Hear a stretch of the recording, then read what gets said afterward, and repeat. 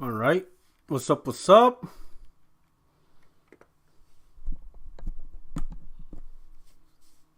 Are we good? Are we good, people? Let me know. Let me know.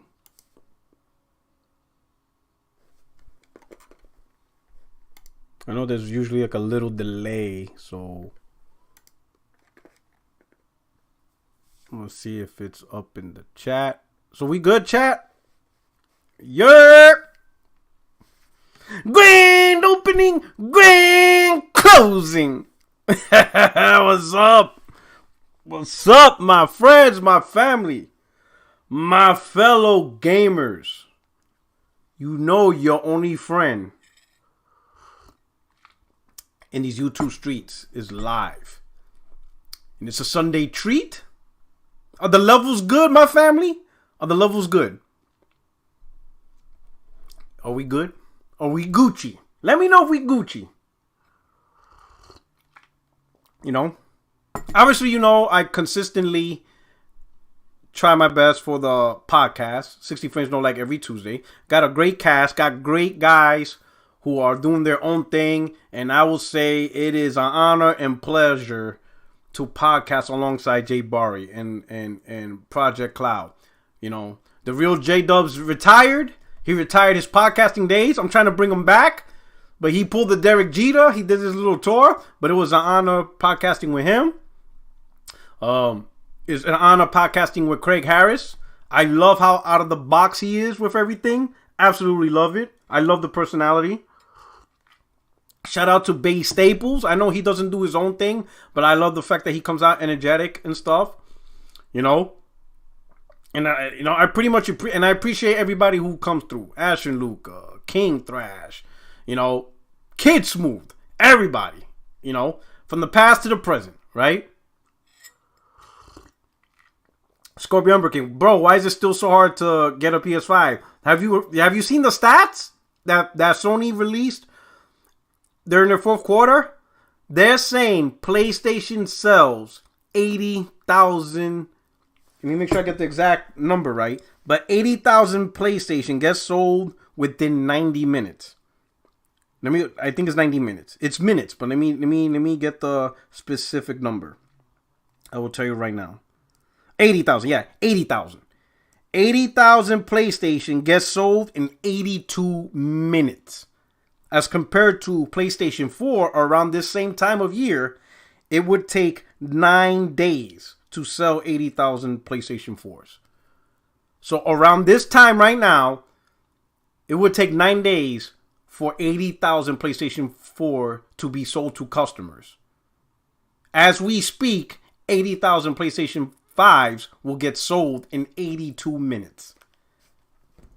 That is absolutely unprecedented. I don't even think the Switch would be selling that fast, was selling that fast at this point in its lifetime when it was out in like 2 years. I don't think any console, almost 2 years later, 80,000 consoles would just be gone in 82 minutes. That is absolutely asinine or insane. I think asinine is a bad. I'm just trying to think of a word that's bigger than insane. Like it is redonkulous. Not ridiculous, redonkulous. What product 2 years later sells out in 82 minutes?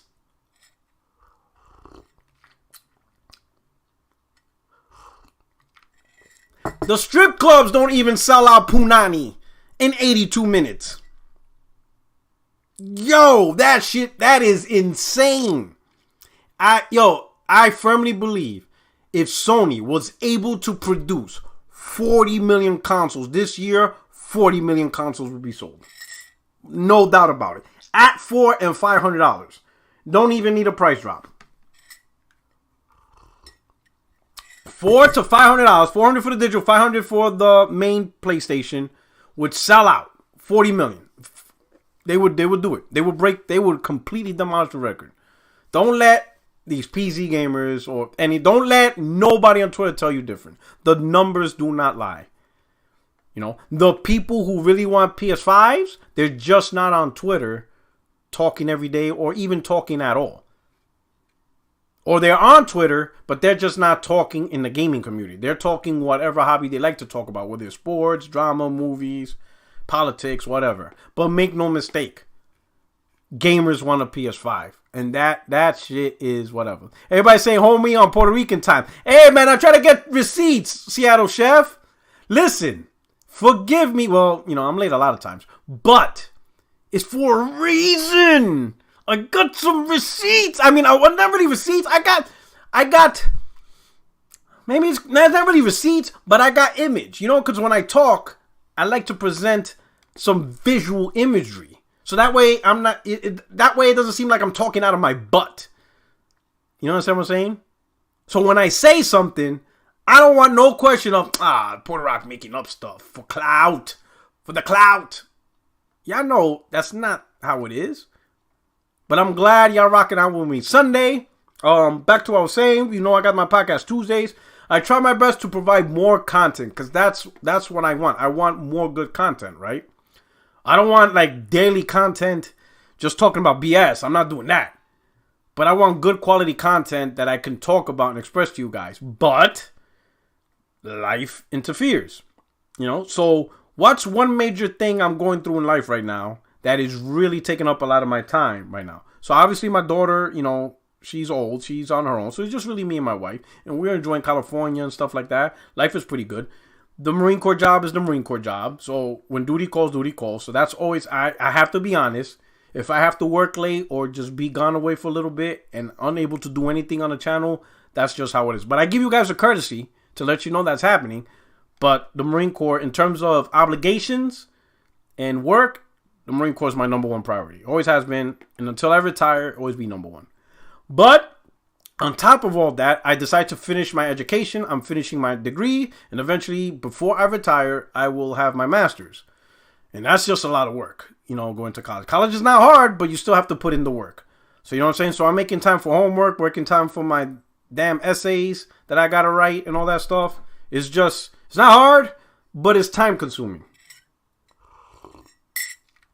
And it's all paid for by the military. Not a single dime is coming out of my pocket. So it's an absolute free education. I just wish more people had that in this country. But that's another conversation, right? That's another conversation for another day. But that's what's going on, right? So it's a combination of, obviously, my work. Obviously, my wife is easy. You know what I'm saying? We're having a great time. It's just me and her. We're not raising kids anymore. So life is great, She has a friend. Everything's perfect. Everything's awesome, right? She supports my attempt, for this. That's one thing. My wife is very supportive of me podcasting and stuff like that. I was pretty surprised, but she likes it that I do this. So she's very supportive of that. But, attending college while working, while doing everything, that stuff. And then, of course, there's the games. It's just the games, dog. Like, can we be honest? Can you fault me for wanting to play some games? I mean, if you guys are willing to accept me as a gamer by just watching games, then I could do more podcasting. Is that cool? I don't have to play games no more and you guys still love me? Yeah, right. Let me find out. Let you guys find out I don't play no more games and I'm still talking whatever on the podcast. You guys will rip me apart. Right? My man Gabe, aka Cali Kid. Yeah, you know about that tuition assistance. What you know about that? Heave D, doing a master's degree while working full time is tough. Yes. It's just not easy. I mean, it's time consuming. And you got to prioritize stuff, So I be honest, man. There are times I intend to do a video, upload a video, go live on a Thursday or Friday. But then I have to put like schoolwork as a priority. I have to. Especially like the difficult part is I always try to leave my Saturdays, my weekends. I reserve my weekends for my wife. So every weekend, me and my wife, we try to do something. Unless, it's always open on the calendar. Weekends is always open on the calendar for my wife. She gets first priority for my days off and weekends. And I'd be like, hey, babe, what you want to do? You want to go here? You want to go there? And a lot of times, yeah. But there's sometimes you just want to sit home, chill. Let's just say California, weed is legal. So you know what she does. So she's just out there chilling. She's enjoying the vibes. She don't want to do nothing. She don't want to drive. She don't want to travel. She don't want to. She just want to stay home. She's on the phone. She calls her sisters. and she do what she do. So then I'm like, Gucci, I get to do what I get to do. You know, I get to play some games on a Saturday or Sunday. You know, maybe catch up on some homework or whatever. Well, Sunday's one of those days. Today's one of those days. I didn't have anything to do other than some errands. You know, I got my haircut, washed my car, and I'm thinking of 2 topics. So I'm thinking, all right, we got to talk about these 2 topics because I guarantee nobody's going to talk about it. Nobody. Because that's just how it is. But that's why I'm your only friend in these YouTube streets. So who we got up in here? We got Carol Anchor, was good. Compost Smurf. You know, Benno, what's up? He said, this guy never on time. Again, I had to get some visual aids. Seattle Chef, Jeff B. Gaming. What's going on? Lee McFarland, what's up? Naiku 8910. We live now. I make babies. Xbox getting VR, I'm asking. No, you're not getting VR. I'm sorry, brother. Or sister. I make babies is a versatile term. Like, you could, like, make babies as in from the male perspective or make babies from the female perspective. Here we go. Freddy214 was good. Briar, what's up? Jason Hennigan was good. I make babies all up in the chat. Sam, what's up? Advocate was good. Scorpio Emperor King. Who else we got up here? Sam from Auckland, Zealand. What's up? Here we go. Crocodile Dundee up in the house. Spider Silver. Here we go. Gabe. Yurt. K. Freeman. Here we go. Andre Clay. Thank you. Welcome aboard. Bender or Strings. Asinine equals stupid. So that applies too. I'm like, yeah, it is stupid. Like, yo, it's crazy, right? 82 minutes. That is asinine. Here you go. Wadawana. I appreciate it. You are very welcome. Thank you so much, Wana. I hope I pronounce it correctly. It's not Wadawana, right? You're not trying to church it up, are you? DeCarlo Smith. All them damn term papers, not doing that again, bruh. Who you talking, man? You know. Here you go. There we go. We got Danny Stab up in here. Yeah. Powler29, what up? That's me, yo. Alizé 197 murdering people. He's a channel member. You know, say what's up. James Williams was good. Star Guardian. Here we go. Derp. What up, Derp? Yerp. And we got JC King Perico. Greetings from El Salvador. JC King Perico. Mira, what you doing, bro? What you doing? What you doing in El Salvador? What we doing down there? Mira, don't be a traficante all up in the chat. I don't need DEA coming after me. All right? So, you know, I don't know what business you got going on, but watch it. I don't need ATF and DEA knocking down on my door. No, asking me if I know a JC King Perico from El Salvador. I'm gonna be like, I know him. All right? I'm just saying, Perico. I'm just saying, right? Don't turn me into a Takashi 6ix9ine ratting out. Alright? Don't do that to me. Now, what's up? Welcome aboard. We got Link up in here. Who else we got? Man, Corey Massey. You know, everybody's up in here. It's me. What's up, Baby 80? What's up, everybody? Hey, 140 viewers already. Hey, let's hit that like button. Let's get 100 likes already right up on the channel. Because we're going to get right into it. It's just 2 topics, right? And we're going to have the conversation because nobody else is doing it. So we're going to do it right here. SIE. And here we go. So let me get the visual aid. We'll start with this one. Boom. We'll start with there. I'm going to let it. I know there's like a little delay between when I post my image. I'm like 5 seconds behind. HD Gamer was good. Thank you for showing up. Please hit that like button, everybody. I would truly appreciate it. It really helps the channel. Gets it trending. Gets it recommended. We'll get more people to the chat. Because I want more people. I want as much people as possible in the chat to talk about this. So we're already seeing the image by now. Right? So obviously we had a state of play. positive, majority positive reviews. Have we noticed, like, now Sony's getting better at their State of Plays? Because I think this is the third consecutive State of Plays that had more positive impressions than negative. I think we can all agree with that. So I think Sony is learning, feeling it out, and really getting the groove of how they can make PlayStation State of Play better.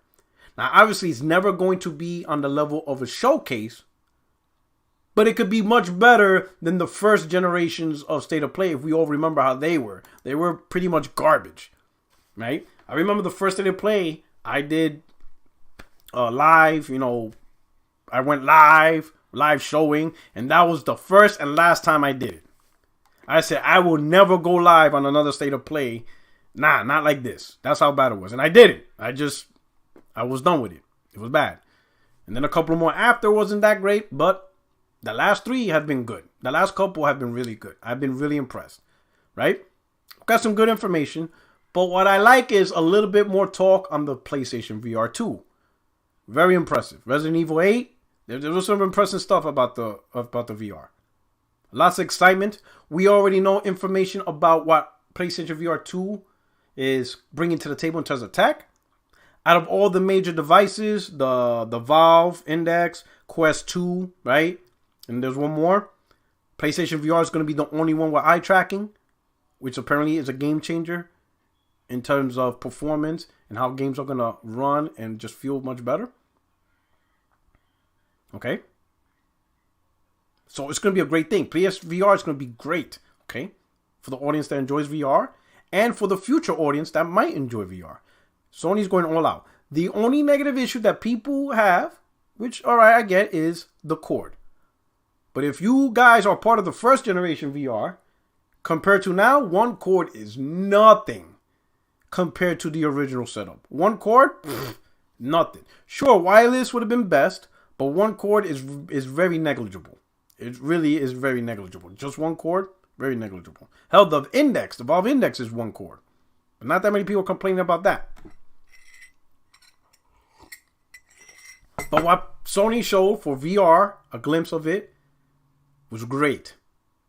And it was so great, that it was so great, is when you start getting the negative reactions from the fanboys on the Xbox side. That's when you know Sony did a great job.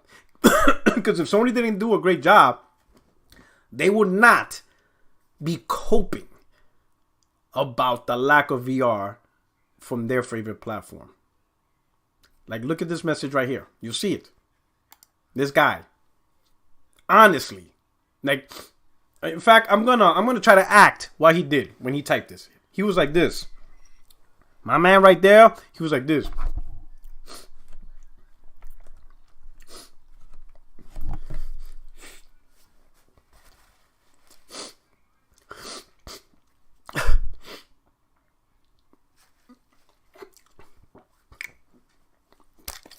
My throat's dry.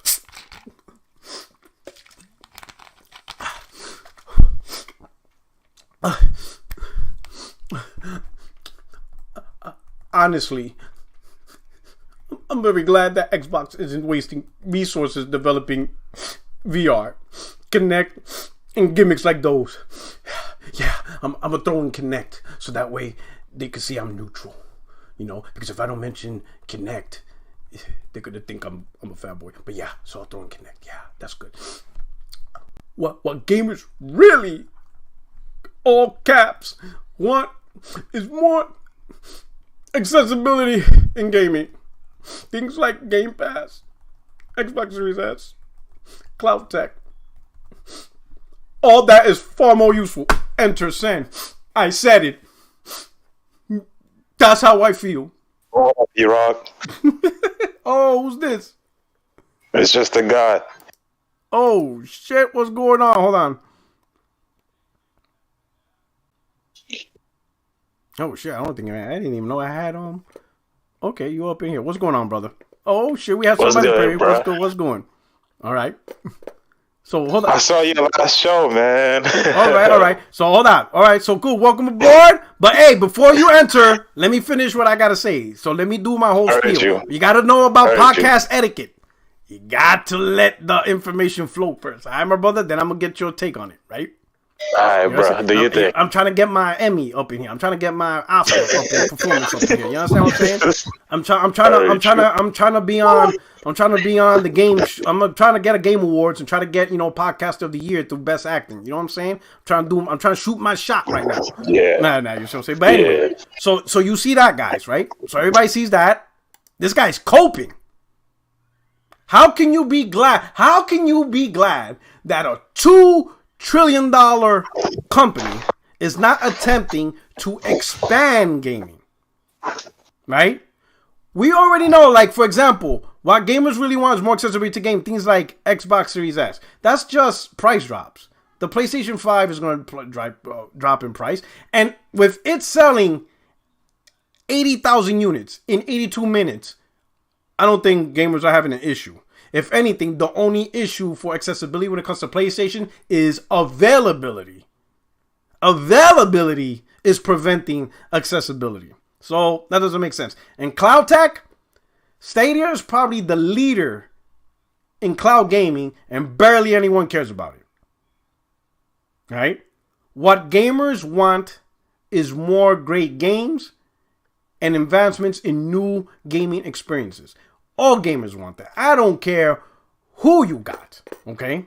The funny part is about this community is while they're talking about that, they come out and do this. Like, this is okay on their. Hold up. This is okay on theirs. The same community that's trying to bash VR were okay with people who admitted they don't even care about Xbox games. You see what I'm saying? Now, it just enough stops there. It just doesn't stop with this guy, right? Because after seeing this and talking about it, I made a tweet and be like, yo, you got this community that straight capped for Kinect. When it was obvious that it was a gimmick, it's a terrible way to play games. You will only always get gimmicks like Dance Central and stuff like that. You can never really be immersive in games. And then when they released Kinect 2.0 or whatever for the Xbox One, it barely had any games. In fact, most of the people weren't even talking about games when it came to Kinect 2.0. They were talking about sports scores, Xbox On, Skype. Like, oh, we got Skype on phones and tablets. We really gonna go back to Skyping like on the couch or whatever? Come on now. But yet those same people that hyped Kinect have an issue with PSVR2, right? Now, while I made that tweet and people be like, hey, ain't nobody defending Kinect. We all knew Puerto Rico that it was a failure. The funny part is, in that very thread, you have people still defending Kinect. And Kinect is a dead product. You think I'm bullshitting? Oh, let's find out. Look at this guy. Look at this guy. Look at this devil. Look at this guy. Kinect was vastly successful. PSVR is a gimmick nobody buys. This was posted yesterday. This homeboy is defending a dead product. Like, what is, like, he, in his brain, he is such an Xbox concubine that he doesn't rationally understand that Kinect is not successful. That's why it's dead. It's dead. It's not nobody buys PSVR. Nobody's buying Kinect because it's dead. Why would he put himself? Why is he out there defending Kinect, a dead product that's been dead for years? And it never took off during the Xbox One era. If anything, it almost killed the Xbox One within months. Remember, Kinect was packed in with the Xbox One. Within months, they took it apart. That's how terrible the peripheral was. And yet this dude wants to defend it. Not because of the merit that it's a good product. Not on the merit that it provides games. On the merit that he's a concubine for Microsoft. That's the only logical reason. It's a dead product. And during the Xbox when it had no game, its best life of Kinect was during the 360 with Dance Central. And that's pretty much it. Glenzer with the super chat. VR games equal more games. The concept escapes them. Boar Country. Thank you with the super chat. PC gamers hype for fallen table scraps. Good dog. We're going to talk about that.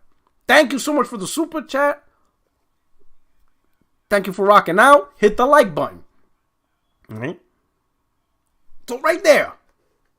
Read it. Look at that. He's posting up receipts. Look at those two images. Like, bro, you don't need to post images from 10 years ago. The Kinect is dead. What are you doing? What's his name? Turco Man? What are you doing? Why are you a concubine for a dead product that you can't even play? And he's not the only one. There's more. This guy, Vlad Nuprik, he comes up to me saying that they're both the same. And I said, no, they are not similar at all. Kinect was all about body motion, and that method of control is trash. VR actually has a slew of quality games. There are lots of quality games and exclusives on it. Moss, Astrobot, and there are games that, when we talk about, provides not the best version, right? But a totally different experience. Like Resident Evil 7 on VR, off the hook. I can't wait to try out Resident Evil 8 in VR, because it is a unique immersive experience. So there is just amazing content. Lots of amazing content on that Kinect couldn't even touch. But how does he reply? Rubbish for you, because you don't want to perceive anything other than what is connected with PS. I have tried these two things, and Kinect is best for me, and stop being two-faced. He said Kinect is best for him. Chat, help me out here. And I get to each their own. Enjoy what you enjoy. Whatever. But I want to know, how can anyone on the planet anyone can say Kinect is best for them when Kinect doesn't exist? It's a dead product and doesn't get games. So what gamer says something that is dead and doesn't get games is best for them versus a peripheral that is the latest tech and gets games? How can something that don't get games be better than something that gets games? And it's going to get quality, amazing content and exclusives. I need somebody to reel that in. Somebody cast out the bait, get that fish and reel it in for me. I need somebody to explain his logic. Kinect is best for him. There's no Kinect, bro. You have no Kinect. You have a dead product. You have a legacy product that doesn't mean nothing. It gets no support. It's been dead for years. So how does something that gets no games be better for you?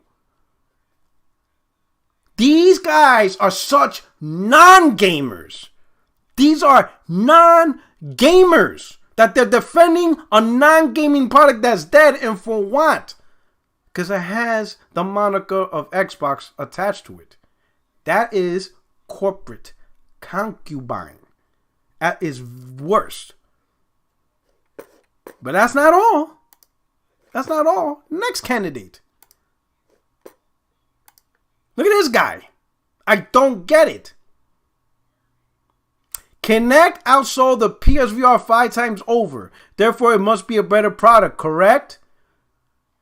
You're asking a question of a dead product that is no longer relevant in gaming.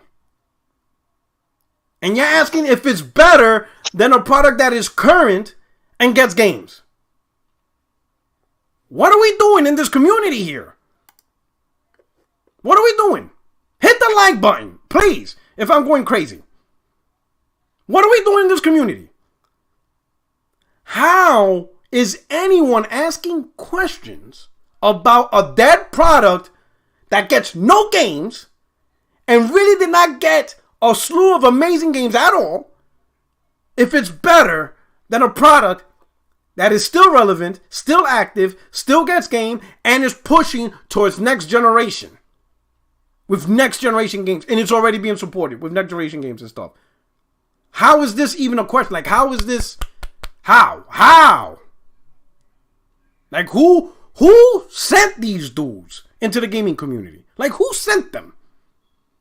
Yo, is this like Xbox, like marketing bots pretending to be gamers and they just type in dumb shit? Because this is some of the dumbest conversations I'm seeing from this community. Here's the reality, okay? I don't care. I already said this before. After the whole non-gamers fiasco, after Microsoft pretty much doesn't have trash in 2022 and Xbox community damage control did, I don't take any criticism from Xbox community anymore. To me, it's just, yeah. And I'm gonna hand over the mic to you and see what you think. But in my opinion, that shit is done. I don't want to hear nothing from nobody. You come on my timeline, I'm just gonna treat you like a court jester and just have fun with you, mocking you on that. But if you think I'm gonna have serious conversations with these Xbox fanboys, you bugging. Ain't none of them bringing anything to the table for an actual conversation gaming. None of them. This shit is embarrassing. These dudes defending a dead product with no games and will never get games. You bugging, bro. The cap is at 10,000 with these guys. Yo, the level of concubine is immense, bro. This is like a whole strip club of X-Dots just shaking their ass twerking. It's incredible the shit they're doing now. Yo, so I'm gonna hand this over to just a guy. Yo, what do you think about this shit, bro? Hit the like button. You know, over 200 viewers. It's free. I promise you. No subscription needed. Just hit that little thumb. Truly appreciate it. Like I said, Puerto Rock. Remember last time I was out here and I said that a console launching with no games, that's like the biggest L you could ever have in console gaming. After that, nothing they do surprises me. Like, they can't get more pathetic in my eyes at all. Once you launch a console with no exclusives, like, you can't go any lower than that. And I see people I saw, those tweets from that Xbox account tell me you only play AAA games without telling me you only play AAA games. It's more of the same at this point. Just bullshit. But besides all that, like maybe there's got to be so. I don't understand, right? Because Microsoft is not involved with VR, so there's no competition. So it's not like this is part of the console war competition, right? I think in their mind it is because it's PSVR. No, but how is it competition when Microsoft's not even like Microsoft bowed out? They said we give up. We're not gonna play because it's PlayStation VR. It's not like a third party VR. It's PlayStation VR. But how is it competition to Microsoft when they're not part of the game? They're not making VR. The simple fact that it's PlayStation VR means it's something to fight about. They gotta say something. They can't just let it go. Even if Xbox doesn't have a console in the next 10, 15 years, they'll still be talking shit. So let's say Microsoft decided first to stop making consoles. They're going PC, streaming stick, that's it. These guys will still talk that shit on PlayStation? Yep. Oh, that would be embarrassing. I really think that's what it is. They'll be like, oh, we got this sale or some shit. You got people talking about Assassin's Creed Origins FPS boost. Like, that makes up for the fact that they don't have games for the entire year. So... Yo, my man Thrash is in the chat. If you want to come through, you are more than welcome. Because I would love to hear your opinion on this. I would love to see why the Xbox community is coping. Like, let me go back to where this all started. Which is this one. But yo, this is some serious cope right here. Honestly, I'm like, you ain't honestly shit. I guarantee if Xbox announced tomorrow Xbox VR, this guy will be gobbling all over it. He'll be ready to slurp. He will slurp it all up. He will swallow that load real quick. He will have no issue. He's so graphic with it. My man, I'm saying he will slurp and gargle that load. He will not spit it out. If Microsoft announced PSVR, they swallowing it whole. Oh, you know what I'm saying? To the sack, straight to the sack. You know what I'm saying? That shit will be on. That shit will be on fucking Pornhub the next day. That's how bad it would be. You know what I'm saying? It would be disgustingly looking like, holy shit, this guy. Oh, like, you know what I'm saying? They cannot fool me. If Microsoft announced Xbox VR, they are all day one. They will all support it, even if Xbox doesn't even make exclusive games. If the only games available for Xbox VR is multiplats, they will still absolutely support it. That is not. I mean, Xbox already doesn't have exclusive games. All the games are multiplats. I'm saying. So I just had to bring this out, you know, on this, because I'm thinking, wait a minute, I'm gonna cut the bullshit, you know. And here's the hypocrisy, right?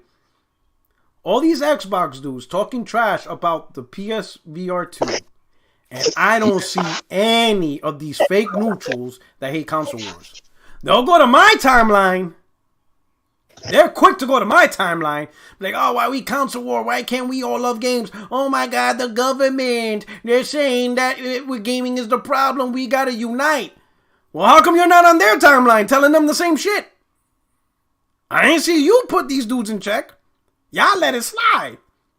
Come on, bro. Who y'all fooling? I told you, bro. I'm not taking no Xbox neutrals, fanboys. I ain't taking y'all seriously. The best you guys got is just me clowning on you. That's the best you're going to get. Either I clown on you on my timeline or I just block you.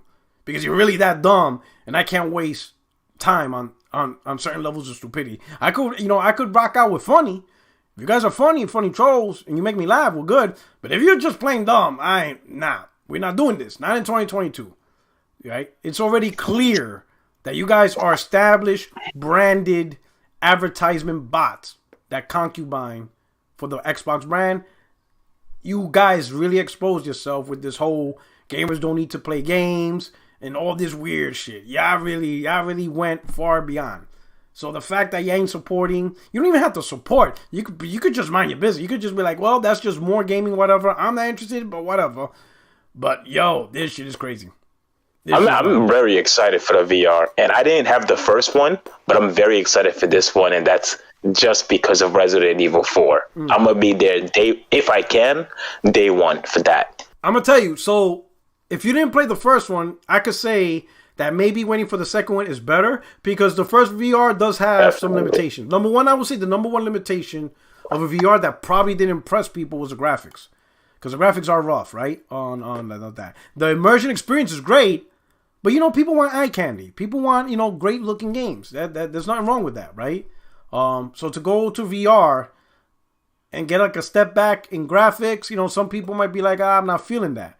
But with the PS5 and PSVR2 in 4K, the graphic and an OLED screen, that looks impressive. It looks clean, looks great. The refresh rate's going to be amazing. You're going to get a much better initial impression as compared to those who are like early adopters of the PSVR.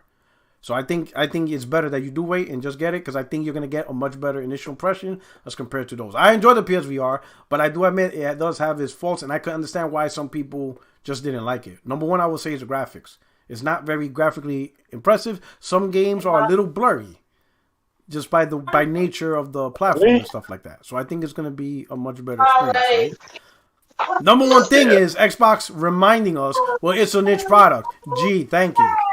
That's so profound.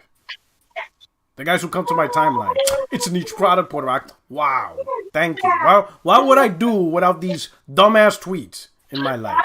As if I didn't know it's not going to sell 100% through rate to every PlayStation 5 owner. Gee, you don't say. Yo, like, dog. I gotta let you know, man, that last podcast that you saw, that's like, I disagreed with you pretty heavily when you said that you would rather have PlayStation. You basically said that the face of gaming was gonna be live service. All right, so you gotta learn podcast etiquette. So I let it slide the first two times. You got to learn podcast etiquette. So podcast etiquette is you have to stay in rhythm with the topic. Somebody, the last podcast, told you that There's a reason for that because you got to stay with the flow of the conversation. I think it was Jay Barry. Yeah, and he's telling you this because the flow of the conversation is with the chat. You got to respect the people watching the content. Do you understand what I'm saying? So I understand you want to get your rocks off, and I understand you got stuff to say, but you got to wait for the right time to say it. You understand? Because we're talking about a topic, and the chat and the people watching are engaged in the conversation. They're doing a whatever. So in the middle of conversation, you just brought up something that you want. So that's what Jay Barr was trying to teach you last time, podcast etiquette. You got to stay in line with the conversation and keep it going. When the opportunity... I thought it was in line with the conversation because it was all state of play. You know, the VR. No, the conversation is VR and Xbox and the downplaying of VR. The conversation is not, you disagree with me. I'm cool with that. We could bring that up towards the end and we'll have that conversation. But what you're about to bring up is disagreeing with me on the future of PlayStation. That's a whole different topic, right? Because I already know what you're going to bring up. You disagree that the face of PlayStation might be live service games. Yeah, that's not the same conversation. That's a whole different conversation. Totally different. That has nothing to do with VR. I hear you. That has nothing to do with the Xbox community's reaction to VR. Well, I was gonna tie it into the VR conversation too because I think that PlayStation is gonna they're gonna take VR like way more seriously this generation compared to what they did. Oh, they are too. But the live service game and disagreeing with me, which I'm cool with because we could talk about it, right? And that's a great topic. We could talk about it because there's some people who DM me and I had the conversation. I showed them they understand. So we could we could table that conversation towards the end, right? So we could finish up the VR convo, right? The next topic I want to talk about, right? Because this is what I advertised is where is it? Where's my visual? No, not that one. Is it this one? Just give me a second. Let me get this out the way. Okay, so Spider-Man Remastered will be arriving on PC August 12th, 2022, right? And then I think in the same blog post, Miles Morales is sometime in the fall, okay? All right. So that caused, huge traffic on PC gaming. You see the PC gamers out there excited. Of course, they're throwing it back in the PlayStation community's face. Whole slate. They even caught Insomniac developers themselves with their pants down. Because about 2 years ago, Insomniac at the time tweeted saying that Spider-Man will not be on PC. It is an exclusive to PlayStation. Blah, blah, blah. And here we are 2 years later. They got caught, and it is what it is. People caught the receipts, right? But I would imagine at the time, Insomniac is only going by what they know in Division, what they know. Because this was even before Horizon Zero Dawn landed on PlayStation. So they tweeted what they know at the time, given, right? But here we are, plans change, it's on PC. Lots of PC YouTubers and stuff, whatever, talking about Spider-Man, whether it's they're happy that the game's coming on PC, or they're throwing it in the PlayStation fanboys or community's face, whatever. But the question I want to ask is this. So it's June, right? And this is actually the first time I've seen the PC community active over a game. And it just so happens to be a PlayStation port, from a game that came out originally in 2018. And then the remaster came out when Miles Morales released in 2020. So it's like a 2+ year old game. And that's what's active in terms of games for the PC community. And the question I said to myself, wait a minute. Before this Spider-Man, this announcement and got everybody active, I really haven't heard shit from the PC community. All of 2022. So I gotta ask you guys, where are the AAA exclusives for PC? They don't have any Puerto Rock. You know that. But I'm saying, we're quick to judge Xbox, which rightfully so. We will be quick to judge Nintendo, rightfully so. And people will be quick to judge PlayStation, rightfully so. But for a platform that everybody's like the master race or PC always wins, I need to ask, and I need the chat to answer. What are the PC AAA exclusives for 2022? What are they playing? I genuinely don't think they have any Puerto Rock. I'm serious. That's what I'm asking, because I'm going to be honest. The last 6 months, I really haven't heard anything of AAA blockbuster experiences on PC. Now, there was a time years ago, decades ago, when platforms had exclusives across the board from everybody. First and third party. PlayStation had their exclusives. Nintendo had their exclusives. Xbox had their exclusives. Even before Xbox, Genesis, Sega had exclusives. PC had their exclusives. For a while, games like Doom, Wolfenstein, the first 2 Fallouts, Elder Scrolls. You know what I'm saying? What other games? StarCraft. Warcraft. CSGO? CSGO. You know what I'm saying? Does that count? Yeah, I think at the time, like, you know, yeah, so let me see. FPS shooter. Let me see. There was another game that I really enjoyed. Unreal Tournament. I remember that. Unreal Tournament. That was huge. Tribes. System Shock. Like PC. You know, even Half-Life. They still talk about System Shock. Yeah. Half-Life. Even, yeah, but System Shock, the successor was BioShock. And BioShock was on consoles. PC had exclusives. You know, even Half-Life for a while was exclusive before it went to consoles. But that games, there was big AAA exclusives on PC. It wasn't just the more powerful platform. It wasn't just that. It had actually games you couldn't get on console. And they were AAA blockbusters. So I'm asking, 2022, where's the AAA exclusive for PC? Like, why are they getting a pass? If they wanna, because you know the PC gamers are all up in the console war conversation, right? They want to talk that shit. Cool, go ahead, talk that shit. What does PC bring to the table in terms of exclusive? Besides Power Wash Simulator, which sadly it was like the second best selling game on Steam like over the last week. I'm not lying. Y'all think I'm lying? The PC guys, they're like the tweakers in this community. You know what I mean? They take the multiplat, you put it on a 1440p monitor at 120 hertz, and they call it a day. That's their W. But I'm saying, is that while we have the fanboys, but is that really what PC is really now? Is PC nothing more than another device that plays multiplats and console ports? Is that really what PC is now? You know, granted, it still is the platform that if you are willing to invest in it, right? If you're willing to invest in it, you will have the superior performance as long as you're willing to pay for it, right? Okay, so you're willing to pay for it.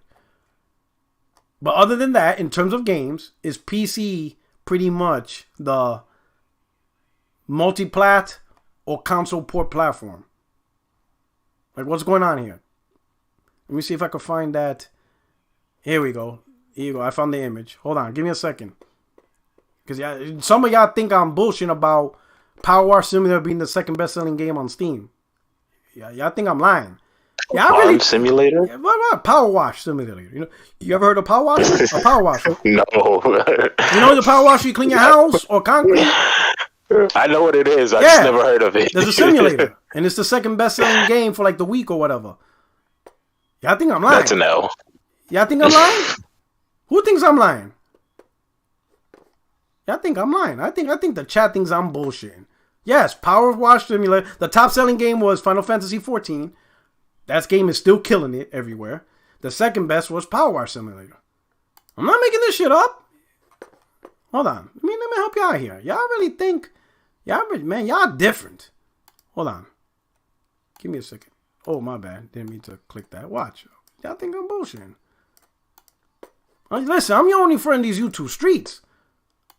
There's no reason for me to lie. Let me see. Let me see where I could put this at. I could put this at here. Hold on. Let me I'm gonna show y'all. I got the image right now. I got the receipt. I got you guys. Y'all think I'm bullshit. Y'all really think I'm lying. Here we go. Give me about 30 seconds or maybe a little bit more than 30 seconds. Let me close this out. Here we go. Look at this. Right here.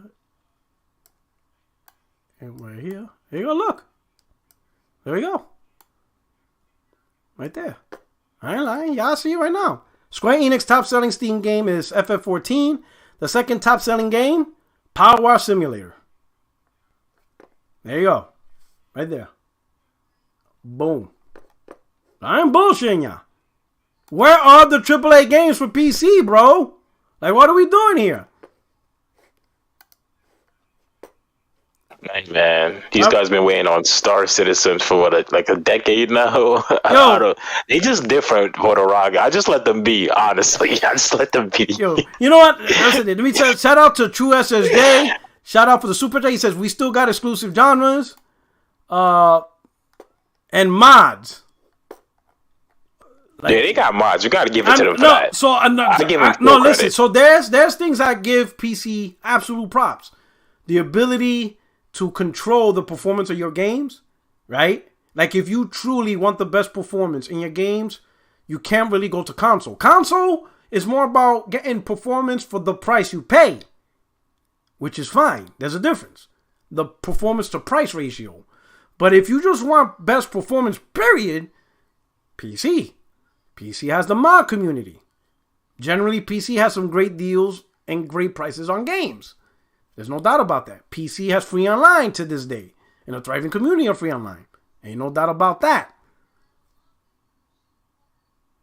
So I give props to PC. PC has a better capability to use more peripherals and ways to play. Again, and also tinkering the performance so you can get the best performance and play your games at max settings. I give PC props on all that. But that doesn't mean you can't criticize PC for the lack of AAAs. Like, where are the AAAs? Because we hold every other platform to it. You know? Now, if people... You're right. They're just going to criticize you first. Be like, why are you worried about AAA? There's other things to play besides AAA. That's what they're going to say. So I could do that on consoles, too. But I hold PlayStation to the AAA standard, too. It's not like I'm forgiving PlayStation. Let me put it this way. Right? Just to cut all the BS. When the PlayStation 4 came out, I did not buy it until 2015 when Bloodborne came out. That means when it launched in 2013, I didn't buy it. All throughout 2014, sorry, didn't buy it. It wasn't until Bloodborne came out that I finally jumped on. And even then, throughout 2015, it was still a little sketchy. But it was only a couple of months. And then 2016, Steam started rolling through and you started getting gay games. So when I talk about AAA games and playing it, I'm not just saying it. If your shit don't got the content, I'm not buying it. And that applied to PlayStation, right? So I'm being real. Now, if we're going to hold the other platforms to that standard, then I don't see why PC cannot be held to that standard too. Now, Call Me Jay, shout out to him. He says, I'm a PC gamer. We don't get AAA exclusives. Very rarely we do. It's a lot of trash indies. Some great indies and a bunch of AA games with the usual multiplats. That shout out to my man, Call Me Jay. He's a PC gamer, been rocking out, but that's it. He's being honest. Right? I don't think anyone's interested in investing into a big AAA PC games as a standard decision. I think it's rare because they're not going to miss out on that money on consoles. Shout out to Okioke. My man said, PC's best games are console games from PlayStation and Xbox. If it wasn't for console ports, PC dudes wouldn't be playing nothing but RTS and MMOs. Yo, Oki. Thanks. Yo, Oki, I'm going to be honest. The most relevant thing that PC went through was Microsoft's decision to support it day one.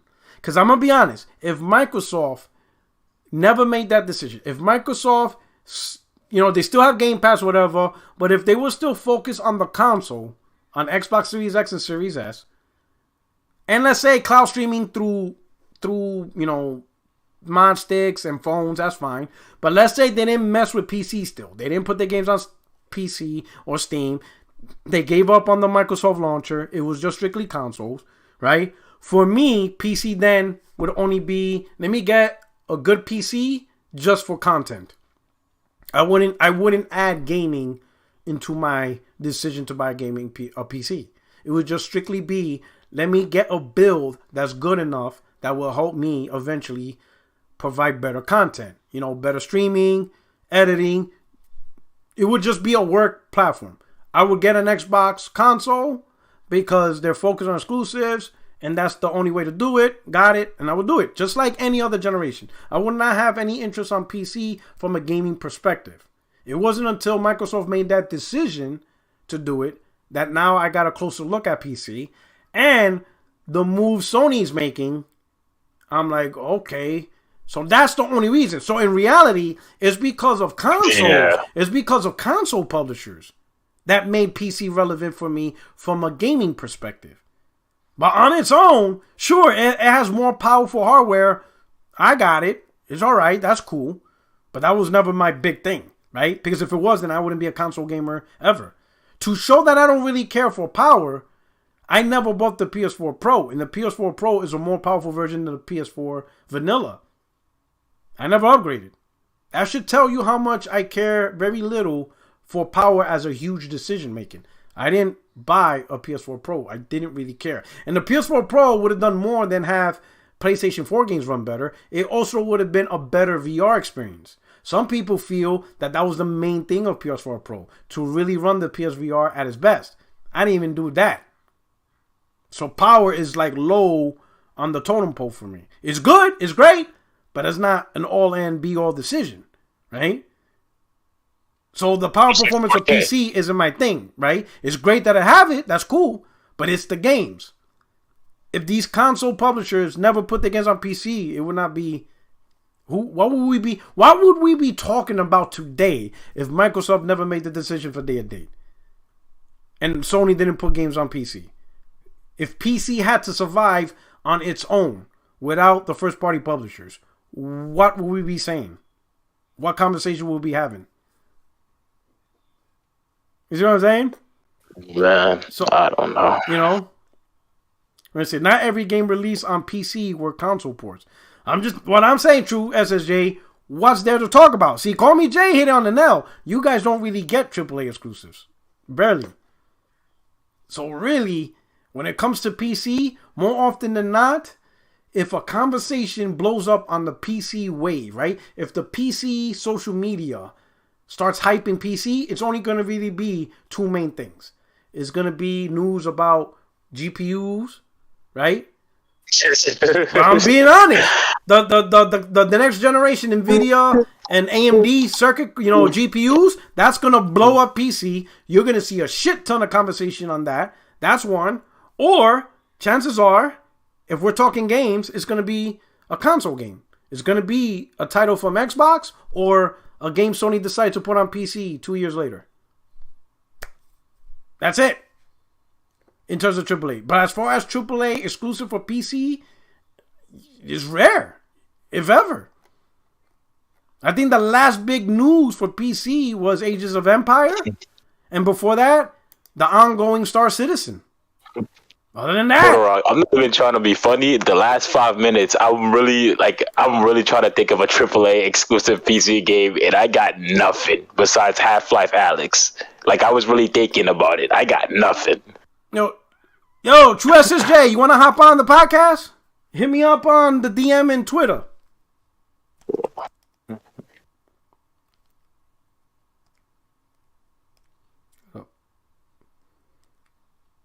I'm all about you, giving your point of view. Dizza. Nah, can't go back to 30 FPS, and I like fidelity. So again, performance. I even said that. PC has the performance. The best performance. I'm not knocking that. But I'm talking in the conversation of content. The same metric that we hold Xbox, we hold PlayStation, and we hold Nintendo. When we hold PC to that metric, exclusive AAA content is falling flat. Let me see. We know PC. I mean, we know what PC is. But anyway, I'm gonna let you in. Are you? Hit me up on the DM.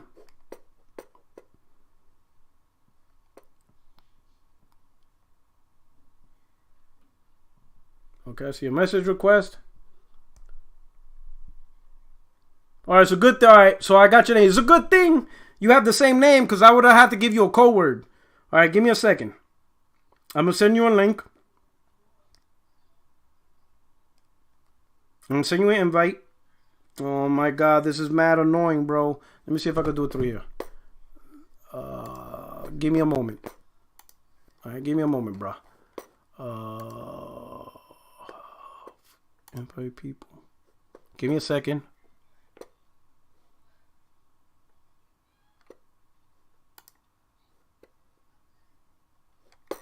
Okay. Give me a second, bro. I got you. All right.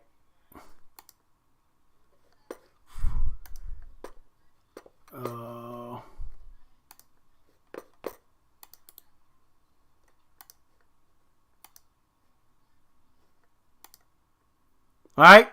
There's my invite. What I need you to do when you go in, to the left side of the screen, you're going to see General with the speaker symbol. I need you to drop yourself in there. I will pull you down into the 60 Frames No Lag podcast. All right. We're gonna let you shoot your shot, man. We're gonna let you do what you gotta do.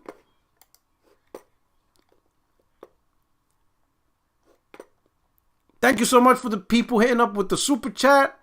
Got 268 viewers. Over how many people we got over here we're liking? You know what I'm saying? Got so many likes. Over 100. Please hit the like button. We got True SSJ, the leader of the PC Master Race. He's gonna come up in here and he's gonna be like, Puerto Rock, enough of your slander. He's gonna come in like Kratos. All right. When you get in the room, hit General. And I'll pull you down. You'll see it on the left side. It has like a little speaker thing. All right. So we're going to get True SSJ. But hey, listen, over 260 people up in here.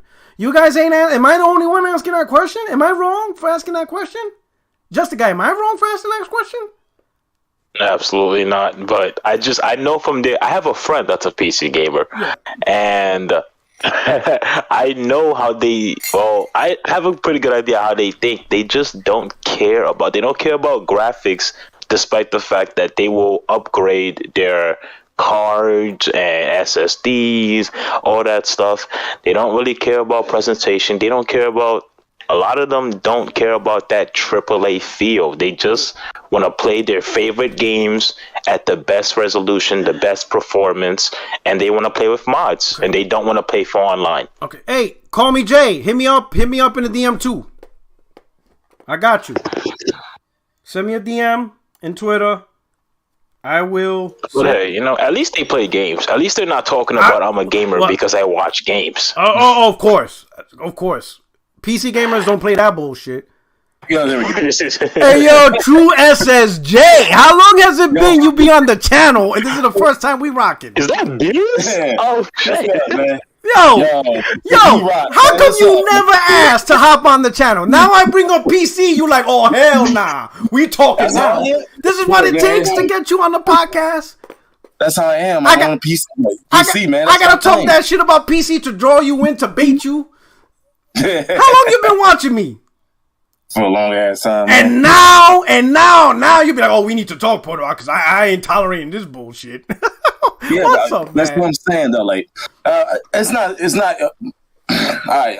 Hey, before, I just want to make sure I'm just clear. All I'm asking is the same way we hold other platforms to a AAA standard. I'm just asking, where's the AAA games for PC? What's going on? What happened? And I will say I've seen PC gaming for decades. I'm not saying I've been a PC gamer for decades, but I'm not stupid either. I've seen the big games that PC were known for, and it was out there, and it wasn't on consoles. I remember StarCraft. In the past, they used to always release games. StarCraft, Warcraft. Unreal Engine was a PC-only game. Doom, I remember, was in fact the first multiplayer shooter I seen was Doom on PC. And I'm like, yo, this shit is crazy. Like, there's nothing on console that can fuck with this, right? Doom, Unreal, Quake. You know what I'm saying? Yeah. System Shock. System Shock. I get you, but here's what I'm Fallout saying. Fallout 1 and 2. I get you. Elder Scrolls. But I'm saying the big difference between like a console, like a lot of the console content has always been like, backed by a company and always been marketed with that company. that's always been the case. You know what I mean? PC has always been an open platform. I agree. So they even before Microsoft put their crap on there, I never even really played their shit. But anyway, the point is, my man hurting. You know what it is? My man's like fucking Porter Rock, bro. You couldn't just shut the fuck up. Why you gotta bring this shit up, bro? Hey, we were cool. Nobody knew nothing. Nobody said a goddamn thing. And now you bring this up because you know I'm right though. Let me be honest. PC had exclusives a lot. PC did have exclusives. It still does. So what happened? It's not really that well, not that good ones, but what happened? They still there. Now listen, the money in console grew so much that developers like actually making AAA exclusives for console. And here's the hard part. I will be honest. You don't have an advocate for PC for somebody to say make this game exclusive to PC platform. Like Valve, Valve is Gabe Newell's not gonna go make this Steam exclusive. Don't put it on consoles. I'm being honest, right? He's not gonna do that. Epic Games is not gonna do that either. So I'm gonna be fair. You don't have like a first party advocate to do that for PC gaming to say, yo, make sure this doesn't come out on consoles. Here's this bag. No one's gonna do that because, like you said, it's an open platform. Yo, but the funny part about it is you mentioned Age of Empire. And you know what I'm saying? Yo, let me tell you something, man. I use that shit on Xbox all the time because, yo, how Microsoft making exclusives for PC and not putting that shit on their own console? Yo, I will be mad as fuck if Sony did that. I'll be like I can understand Sony's about to make mobile bullshit games cool, but if Sony made a AAA game for PC and that shit ain't on PS5, I'm gonna be like this. The fuck are we doing here, Sony? I mean, like I said, between like exclusives, I'm just looking at like my Steam list even now. I'm just like looking at stuff like Arma series and stuff like that. That stuff may not translate well on a console standpoint. You know what I mean? Now, how long did Arma come out though? Yeah. When was the last one? 2013? 2013 is the last one I seen. Yeah. Let me set the record straight. You sounded like an Xbox right now, bro. We playing. Yo, this is crazy. Right. Yo, what's up? All right, call me Jay. What's up? Welcome aboard, yo. I'm glad you both here, fam. You know what I'm saying, man?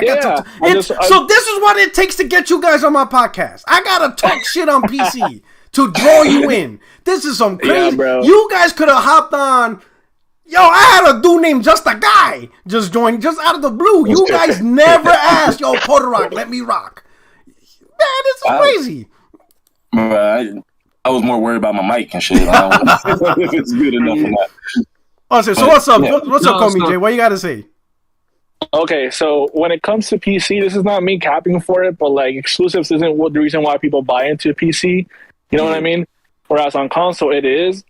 PC, what sells PC is like the versatility of using a bunch of whatever the fuck you want, plus playing the games at whatever your budget is, whatever you spend on your computer. You know what I mean? Yeah. What got me? But with that being said, people on Twitter that claim to be PC, although they might play PC, I don't really consider them real PC gamers. Why not? Because all they do is just rub the whole exclusive shit on people's faces when we don't really got exclusives that come out consistently.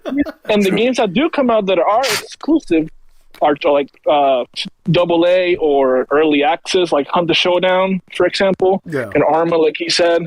Like, there's a lot of games that start on PC and move to console, but like they're not AAA games, you know? The last one was Half-Life Alyx that I can think of. Yo, Rock, though, like, what really got me into PC gaming, like especially during the 8th gen or like the end of the 7th gen, was the mods. Like during the 360 era. I told you, I knew mods was gonna come up at some point. But I'm gonna listen. I'm gonna be real, right? Take for example, Spider-Man is coming out, right? I guarantee within a day or two you're gonna have the Venom suit. Something that we've been asking for on PlayStation for years, and we never got it. You're gonna have the Venom suit. Spider-Man. You see the problems with console exclusives going to PC? Stuff is already starting to leak out. Yeah. So look, I'm starting to We'll have a conversation about that, but here's my thing. So this is why I said that if Sony went day and day with PC, I am going on the PC side because day and day PC they will be treated better. Even if Sony doesn't intend it that way, it's just naturally going to happen because of the nature of PC being an open platform. You can do things. Like, I guarantee when Spider-Man drops, there's going to be a modding community with the Venom suits. I guarantee they're going to mod new powers. You're just going to get a whole bunch of crazy shit. Carnage is going to be in there, all that. There's going to be some crazy shit. I would not be surprised if somebody puts in the work and effort to expand, because you know how you can't cross the bridge into Brooklyn? I would not be surprised if somebody puts in the time and effort to create Brooklyn and actually mod it. And you can now play in a legit, beautiful looking Brooklyn. I will be mad because I'll be like, yo, that's my house. That's why I grew up and I can't swing in my... Yo, that's crazy. You know what I'm saying? I'm going to be honest. That's going to happen.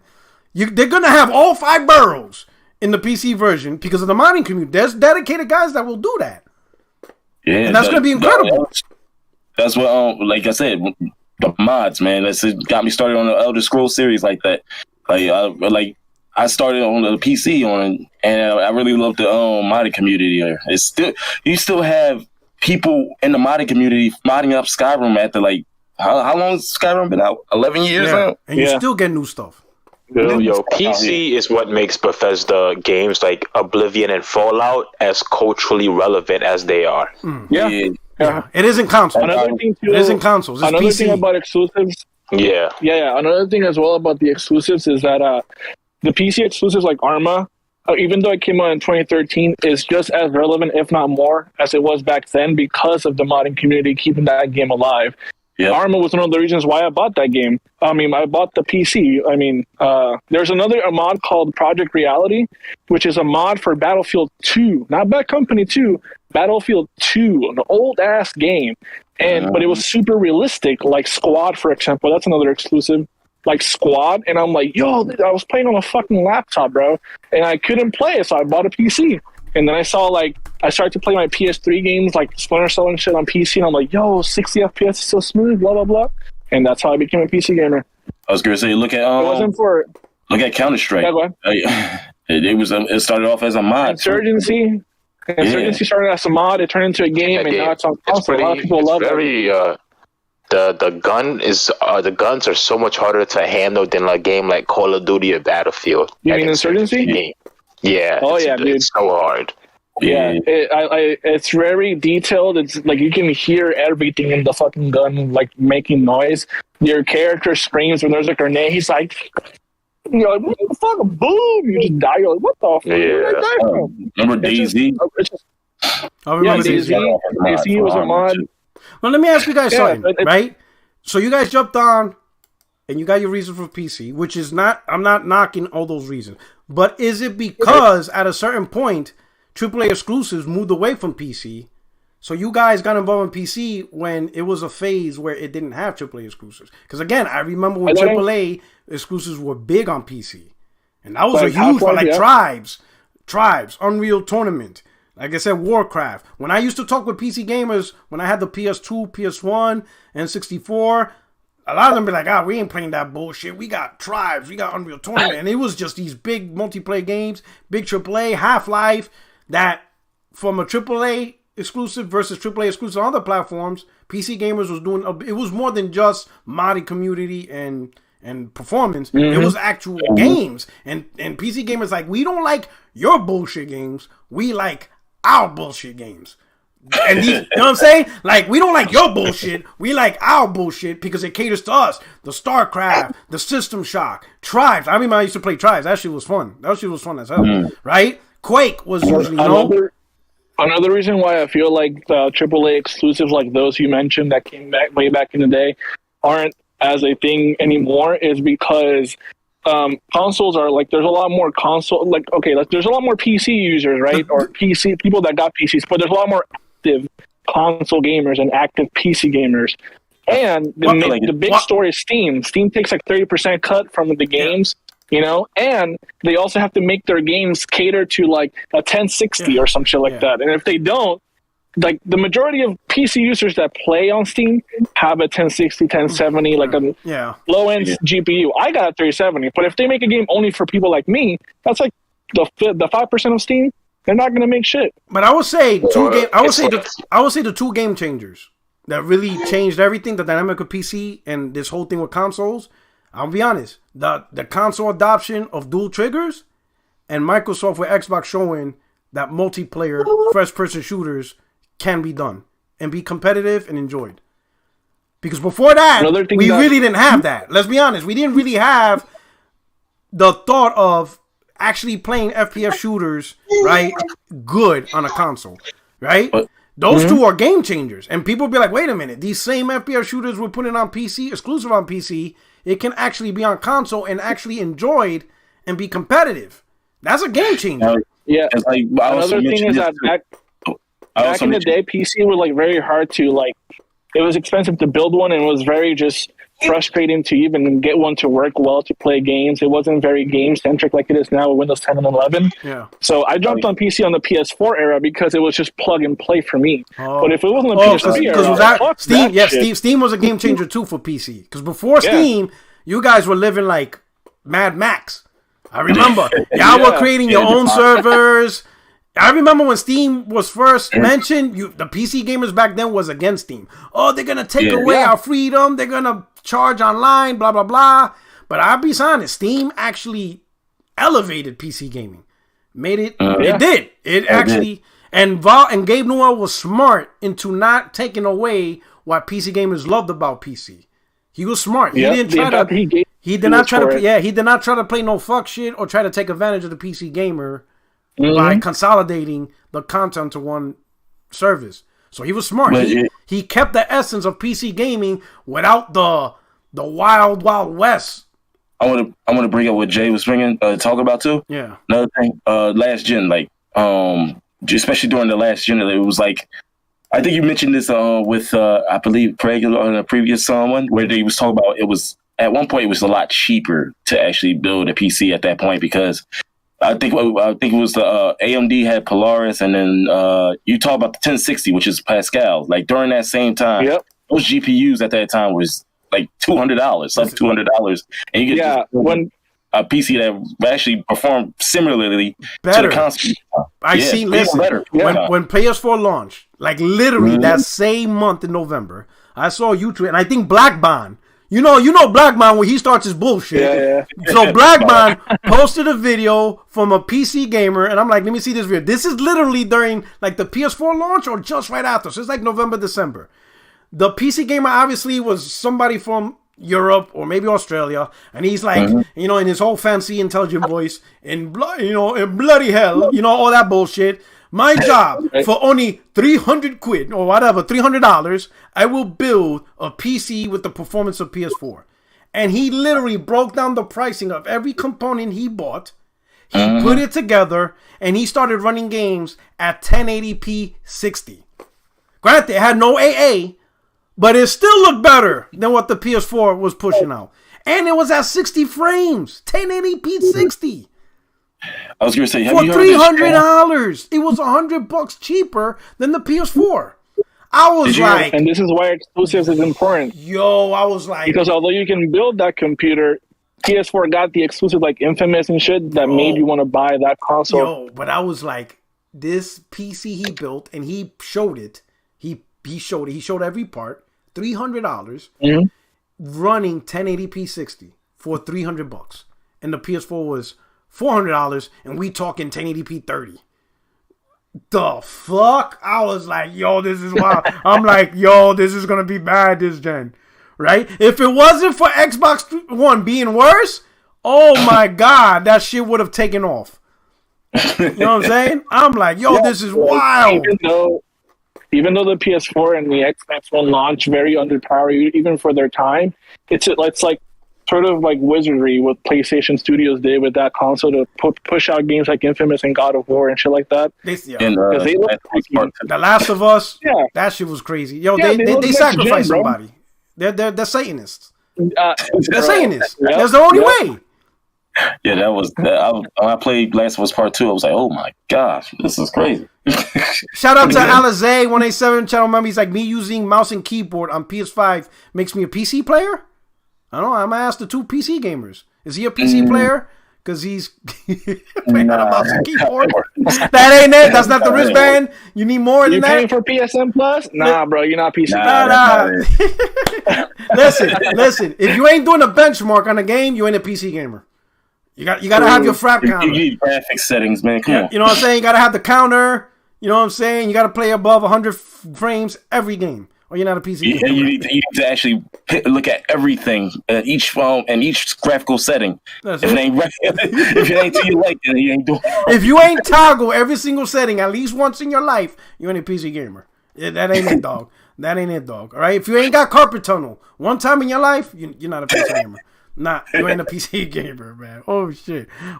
So I was just wondering, man, about the PC game, you know what I'm saying? But listen, I'm still fucking with PC, because now more than ever, I mean, you don't know what Sony's really going to do, right? True.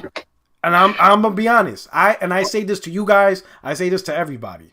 Advocate for your own self-interest. Listen, I'm down with PlayStation, but only because of what it does for me. Mm-hmm. When it stops doing for me what I want, I'm not going to be like these Xbox dudes still rocking for the brand and make up a new reason. I ain't making up new reasons, right? I fuck with PlayStation because as a first party, they make amazing games and they do a brilliant job of what they do with their own hardware. So I fucks with them. But if they go day and day with PC, I'm sorry. I'm gonna be call me Jay. I'm gonna be calling True SSJ. I'm gonna be like, yo, bro, we doing these mods? What we doing? Like, what we doing here? Who got the new mods? Where the link at? Yeah. Hit me up. Hit that shit in the DM. I'm gonna be right there with you, P-Rock. I'm gonna be like, they crossed that line. That's it. They crossed that line. I'm gonna be like, yo, send me them mods, dog. Send me them nude mods. We doing this. We doing this.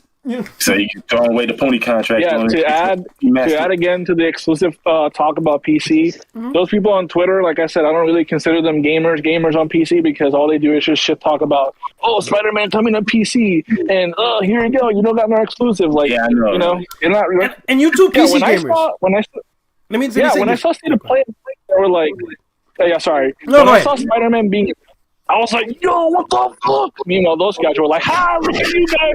And they're probably going to pirate it or not play it at all. You know? All right. So when it comes to PlayStation games going to PC, right? So I seen the conversations, right? So I want to make sure everybody's clear. It's not about other people playing exclusive. In fact, I'll be honest, I don't understand that point. Why would somebody be pissed off at other people playing games? Because you really don't know those people? Like, it's relevant, right? My view is just simply, if a first-party publisher creates a device, a console, in my opinion, they are the ones responsible to show that console at its best. And they do that through their own developers. Because Ubisoft is not going to do it. EA, Capcom, they're not going to do it. That's not their priority. Their priority is multiplats and try to create a great experience on every device they're willing to make their particular games for.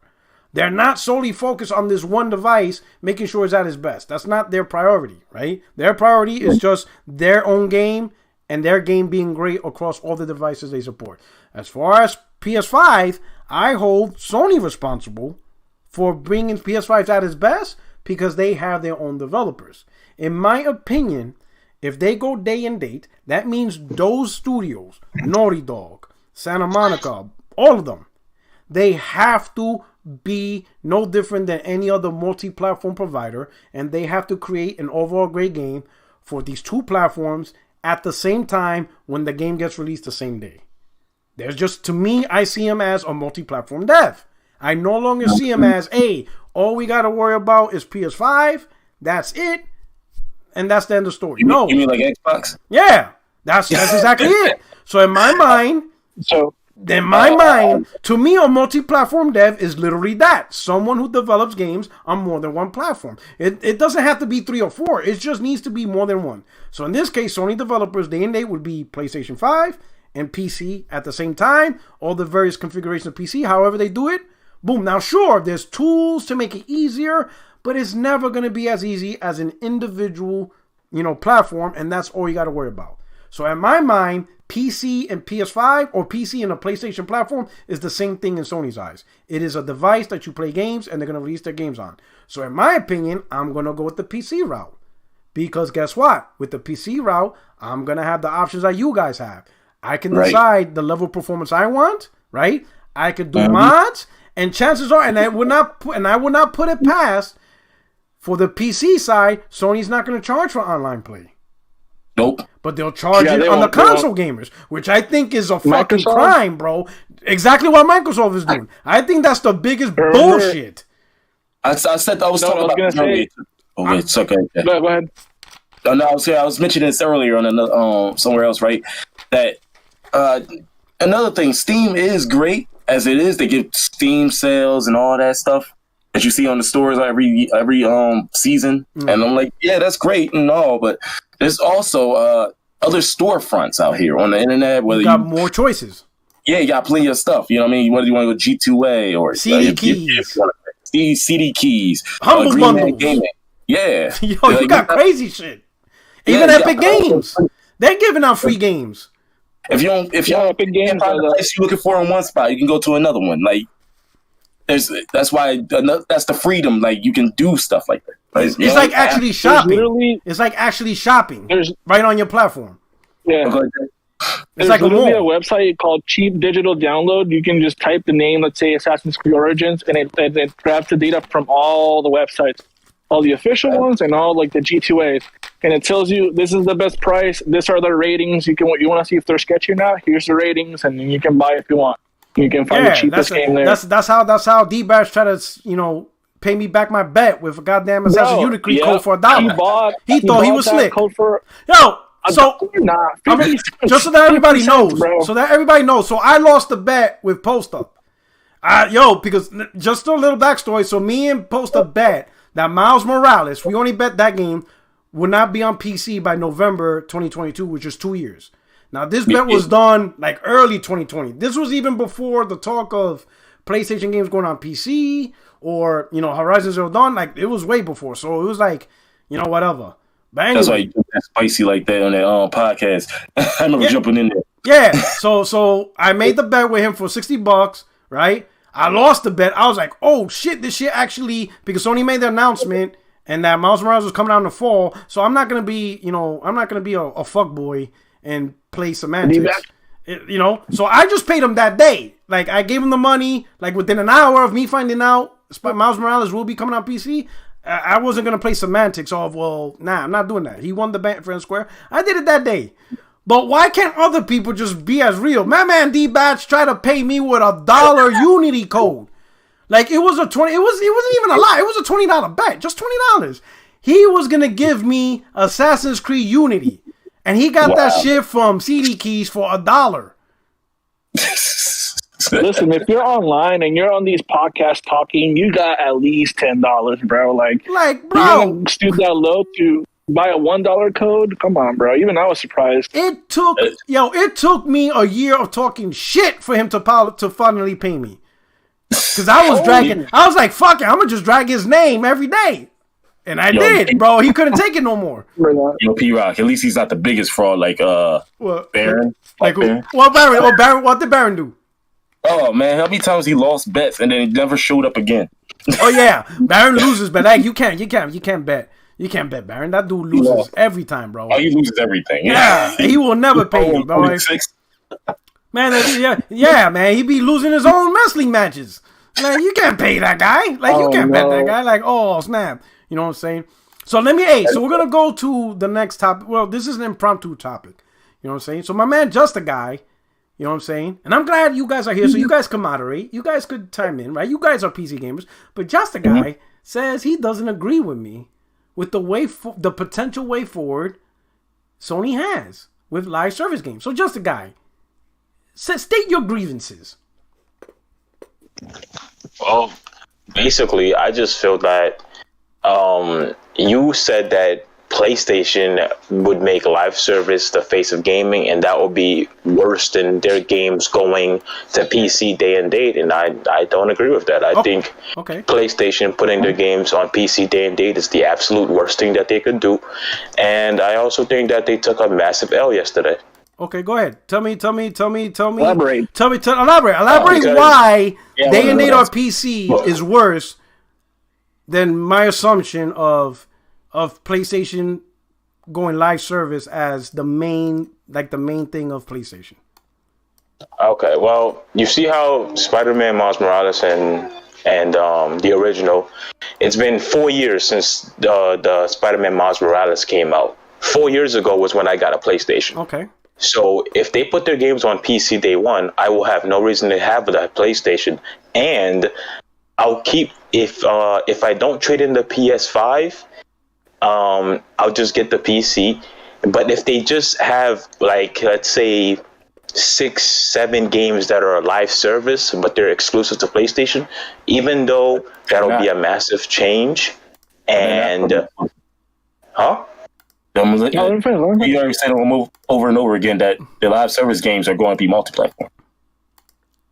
Yeah, I understand that, but even though the live service games will be multi-plat, they'll still have exclusives. Okay. What Portorock is saying is that he would rather the majority of their games be like God of War, but they're on PC day and date. I think that would be the worst thing ever.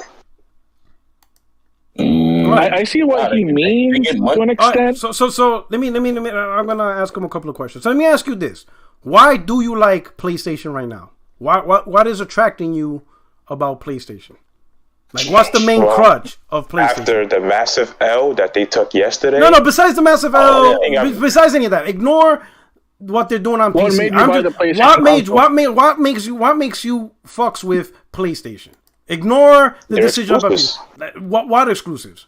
Like the multiplayer, Spider-Man, Bloodborne, Last of Us. Okay. You know. Okay. So major AAA bangers. Okay, cool. So you like Horizon Zero Dawn, the infamous, you know? Yeah, I beat Horizon Forbidden West like 4 days ago. Okay, cool. Horizon Zero Dawn. The Last of Us. The Last of Us 2. Yeah. Did you like? Hey, when Sony took away The Last of Us 2 multi. Okay, because you don't like the story. But let's say when Sony took away the multiplayer from The Last of Us 2, was that a big problem for you? Yes. Okay, you enjoyed the multiplayer? I'm still waiting for Factions 2, P-Rock. Okay. Every State of Play, I don't even tune in anymore. I honestly, because I know I'm going to be disappointed. You think you're going to be disappointed with Factions 2? What you said? Because they haven't shown it yet. Oh, because they haven't shown it. Oh, okay. All right. So let me ask you this. If Sony made less single-player games and more multiplayer games, how would you feel about the brand then? It depends. Are those multiplayer games exclusive? What? No. They're live service games. So they'll either be on PC day and date or later go on PC because the money for Sony is live service games and add-on revenue. So how would that make you feel? So you start seeing less single-player games. You'll still see single-player games, but those single-player games won't be at the forefront. The new forefront would be live service games, multiplayer, add-on transactions for PC and PlayStation. How would that make you feel? I wouldn't be happy about it, but why not? Yeah, because that means that the majority of their output could be played on PC. If all of their multiplayer games are multi-plat, and the majority of their games can be played on PC. But besides that, what about the actual games? What about the actual games? Less of these big blockbuster single player games and more of the shit everybody else is doing, which is live service games. Just more shit that we already get on top of the Call of Duties, the Fortnites, the Apex Legends, fucking Warframe, and all these other shit that everybody's doing. Now Sony's adding to even more because, as you can see, there's not a lot of people invested in single player. There's a few, but there's not a lot. As in terms of the big AAA that Sony and I'll even throw in Nintendo willing to do. Everybody's willing to do a big multiplayer. Everybody's willing to shoot their shot. So how would you feel Sony throttling down those big single player games and ramping up crazy multiplayer live service games out the wazoo? I wanted to explain it a little bit. Wouldn't be happy about it, but if they're still putting out like single player exclusives, then I'm still gonna be on PlayStation. And this is the reason why. So I'm sharing my screen right now. If everybody sees it, and this is the point I'm talking about. If you look at fiscal year 19, 88% of the gaming budget, right, to make games was spent on traditional, and that's the Spider-Mans, the Bloodborns, and all these stuff that they're spending on, right? As far as live service, they barely put much money into it. It's about 12%. Mm-hmm. In fiscal year 2022, you already see a huge increase in investment for live service. 49% of the budget and only 51%. Now, if you look at the 51%, that's less than FY19. It sure is. It's lower, right? Yep. So the pie, even though the traditional pie is still 51%, which is only 2% more than live service, but if you look at the overall dollar value compared to 19, it's less. Then you go by 2025, majority of the budget, majority of the pie is going to be live service games, 55%, and traditional 45%. Now, what I'm trying to say, majority of the PlayStation gamers, majority of what put PlayStation 4 is the most successful PlayStation they have ever created. And it's because of the face of these first-party single-player games. Now Sony is about to flip the script and put live service games.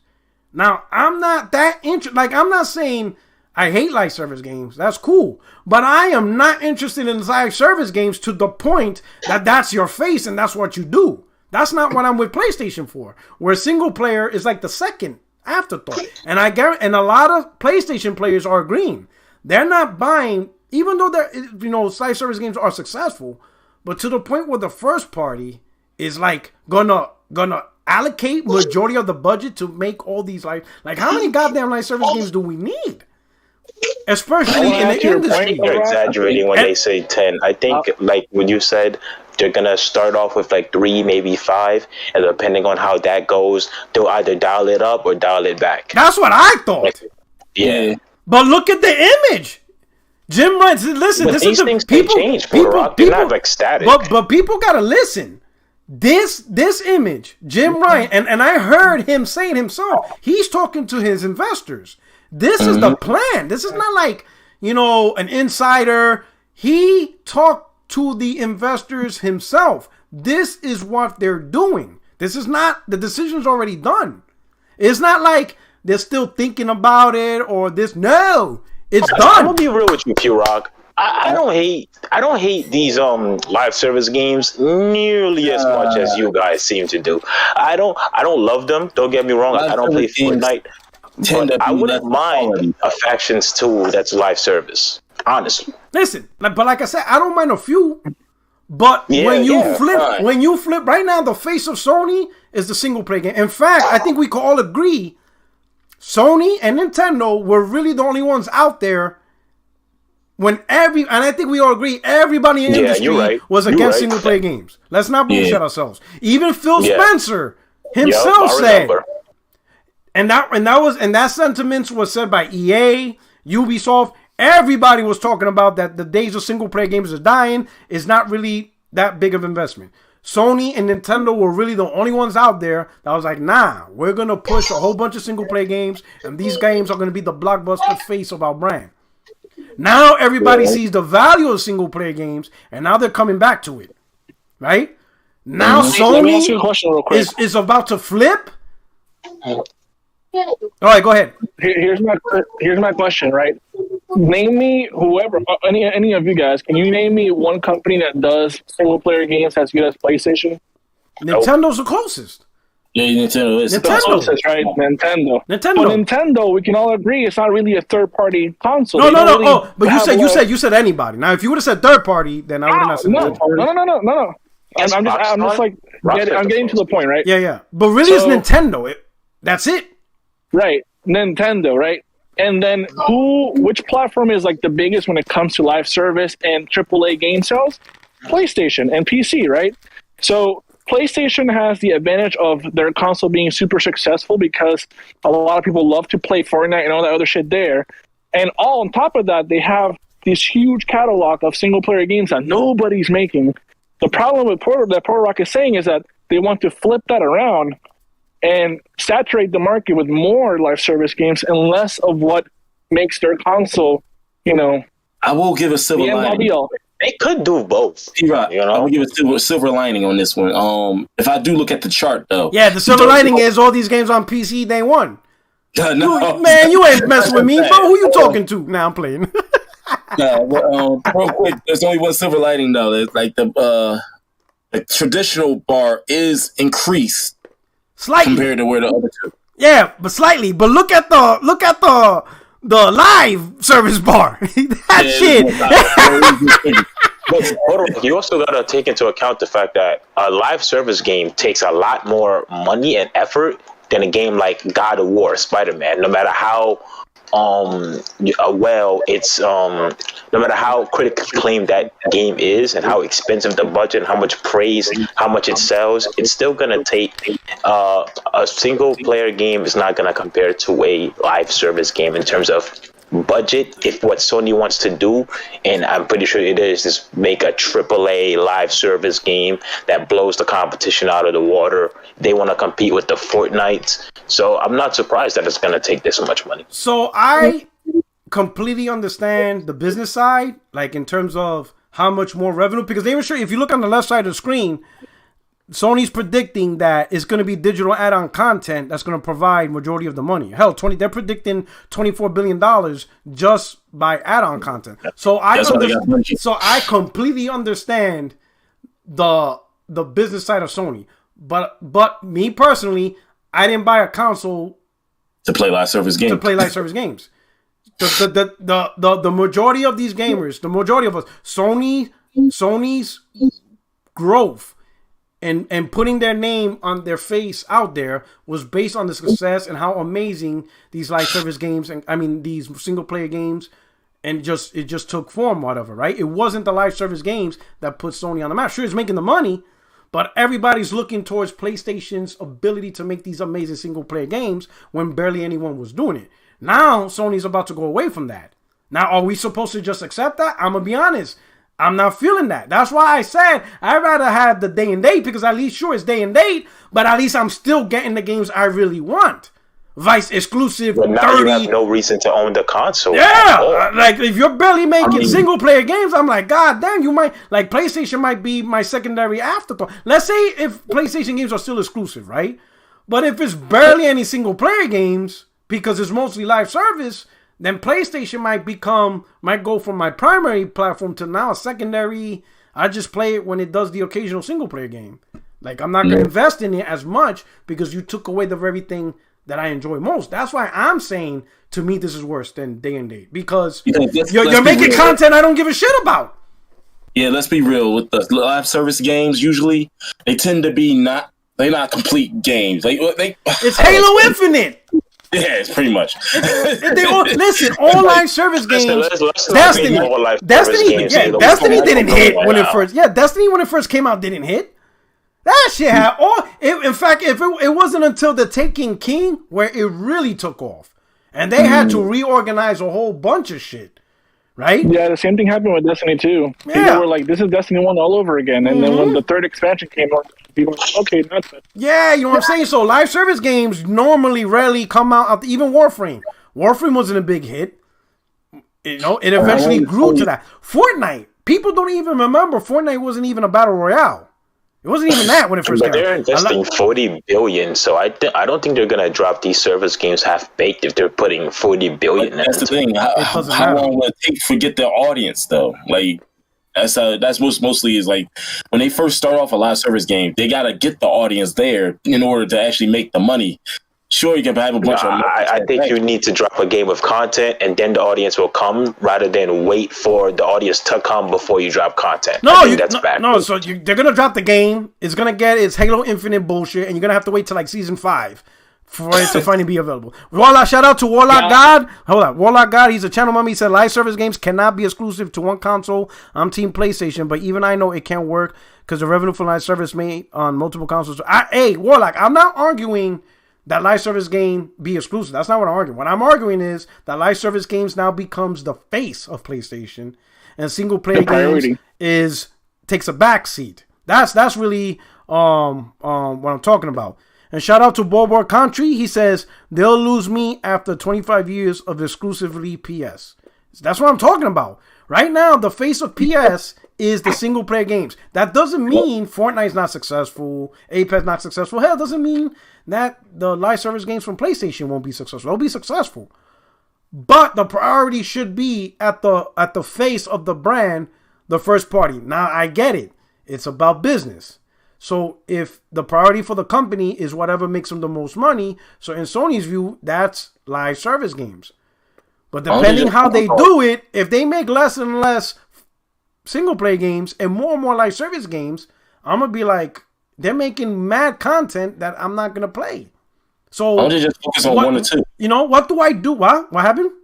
Why don't you just focus on one or two? You know what I'm saying? Or 3 or 4, you know? Like, if most of the games that comes out every year is live service games, and I don't play these live service games... Because they're trying to hit different genres and stuff. Yeah. But what do you do when most of the games they make, you don't want to play? What do you do with the brand, then? What happens to the brand where very few games they make is the games you want, and the rest is multiplats? What do you do with the brand, then? What do you do with this console? When most of the games they make, you ain't playing. You just like what do you do? I've already started buying all of my games like disc version and not digital, so that if they decide to put all their games on PC day one, I can trade them in on GameStop, and then But you're gonna get like $2. Yep. I don't. I'll sell the games. That's my point. I'll have a game to sell. Yo, well, shout out to Warlock Dogs. He says, for me, I'm more worried about if they go day and day with PC, even if they're going to go day and day with these live service games. So that's easy. 6 months later, I'm jumping ship. I just been lazy and they don't want to build a PC yet. You know what I'm saying? What I'm saying is, if like, and I get it, it's a selfish hobby. So I feel just the guy, he's going to be cool because he's malleable. He'll enjoy both content. I'm not really into multiplayer as much anymore. It's just not. It just seems like, I'm gonna be honest, it just seems like multiplayer this age, there's always something more. Like, I bought Battlefield 2042 because everybody was telling me, but listen, everybody listen, but let's be real, before it came out and when it came out, nobody had an issue with it. Am I right? Everybody's like, oh my god, look at my Twitter clips. Yo, dog, Puerto Rock, you need to, this is it, this is the truth. So I got suckered. I'm like, yo, am I lying though? Jay, call me Jay. Am I lying? You're right. Everybody, the first week Battlefield came out, it was popping. Everybody showing me clips. Everybody got the wingsuit, shooting fucking planes. Everybody's doing all this crazy shit. Everybody is showing me the very best of Battlefield. No one had an issue. It was the shit. I'm like, fuck it. I dropped $70. Within 3 days later, that's when everybody had an issue. And I'm like, oh, now you tell me. Yo, P-Rock. Battlefield 5 is good.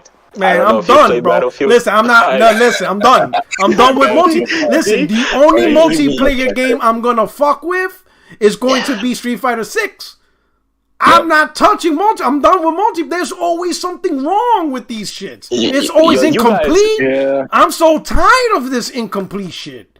That these multiplayer PC guys, you can vouch for me. Tell them, guys, Battlefield 5 is a good game. It's good.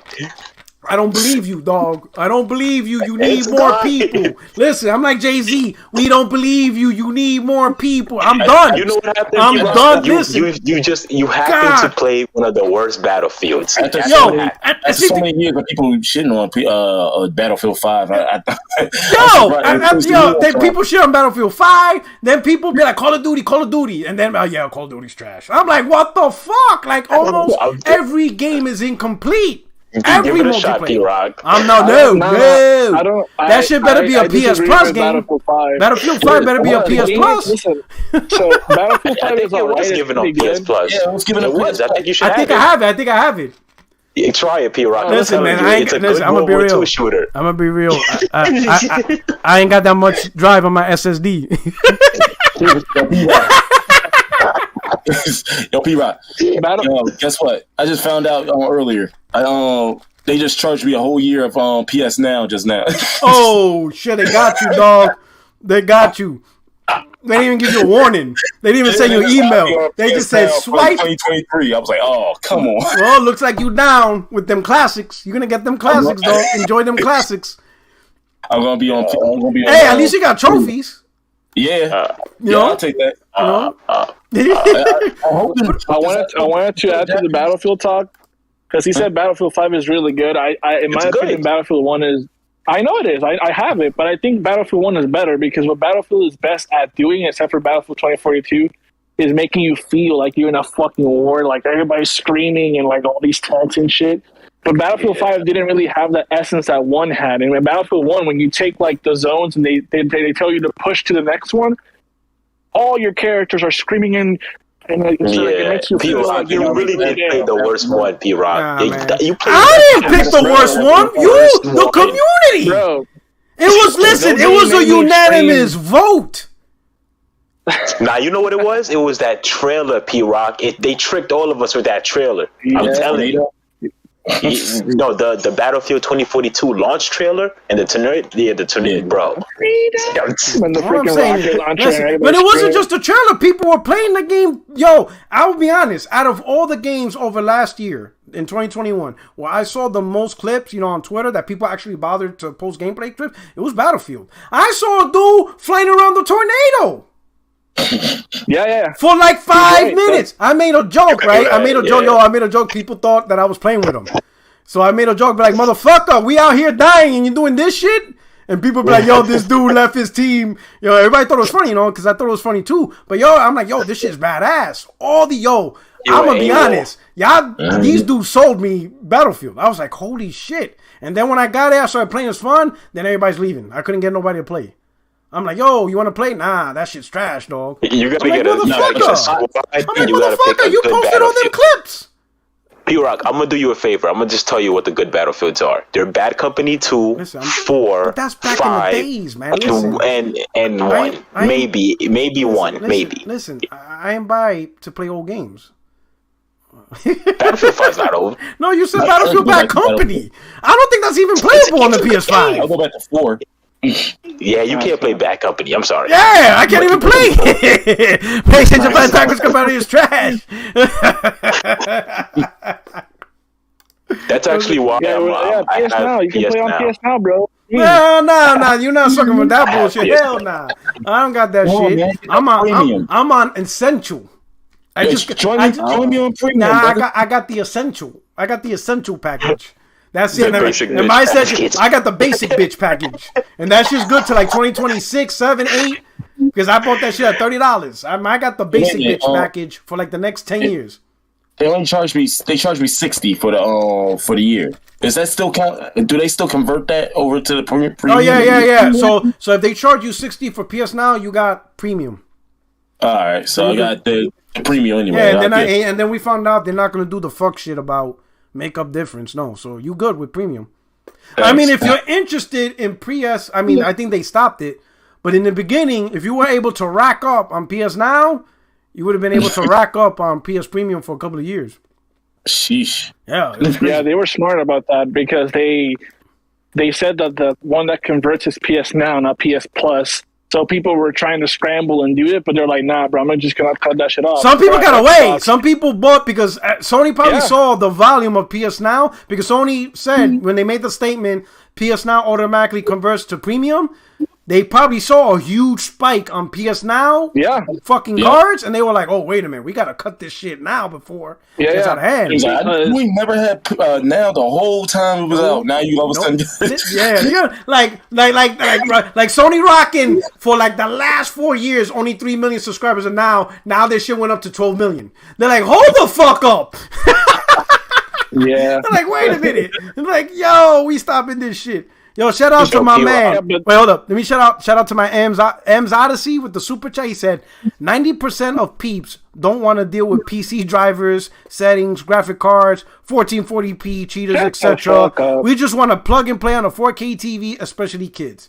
So how do you feel about that comment? Like, listen, we don't want to deal with Russian servers to pull down patches to make our games work. Ignorant. Like, let me know. Tell them, teach us. It's just literally a click away. Like.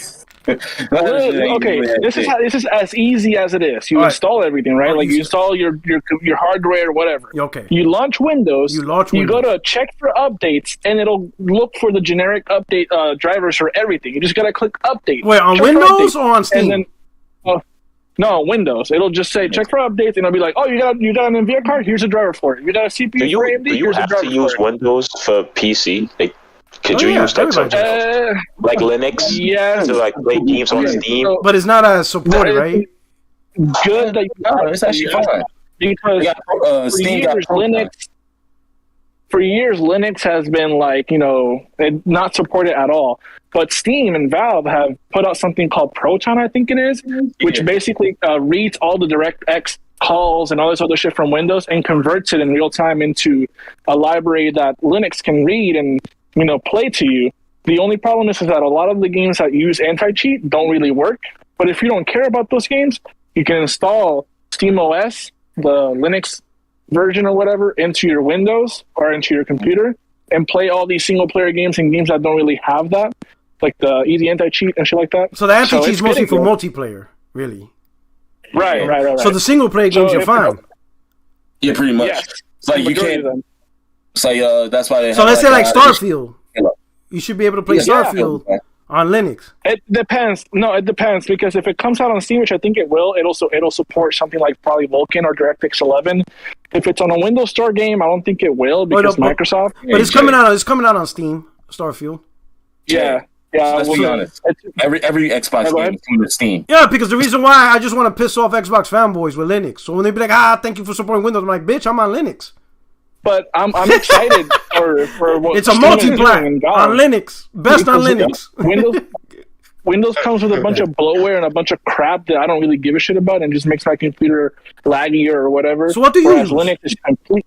I use Windows 11 right now. Oh, okay. But as soon as Valve improve their Proton and they convert these anti-cheats, they work with them to make them work on Linux, I'm going to switch into Linux because I don't have all this Windows Store and Windows Media Player and all these background things that basically are spying on you. Does a lot Windows is bloated as fuck, man. Like, I can't stand it, bro. Like when I played Halo Infinite for like $1, right? And I was getting the achievements, that shit would pop up on my laptop. And I'm looking at my laptop like, mind your fucking business, bro. Like, fuck wrong with you? I ain't got the RAM for this. Borak, it's an ecosystem. I don't like that shit. Like mind your business. Like, you just... In fact, the achievement came first on the goddamn PC on my laptop than it did on the console itself. I'm looking at like, who the fuck is you? Like, I shut the shit off. I don't want to see this shit. I'm like, good job, Puerto Rock. Man, I'm looking at my laptop like, what the fuck? When I get an achievement on my Xbox, my phone rings and then my computer does as well. And then the Xbox is like, hey, here you go. Like the microwave turns on. I'm like, what the fuck is going on here? Like, Microsoft taking over the whole house. Like, get the fuck out of here. I ain't want this shit. Yo, this is crazy. Anna's on your fridge. Hey, you got an achievement. So let me ask you this, right? So we got just a guy. So I guess just a guy. Anything? We good? We good on the live service? I just I get you disagree because you're I'm assuming you're good with either or content. You're cool with the live service games. You're waiting to see what they're gonna come out. You're cool with the single player games. Just as long as none of that shit goes day and date, you're good. Yeah, if it's good quality content, then I'm okay with it, because I personally, for the past 4 years, have felt that Sony has been seriously lacking in multiplayer PvP games.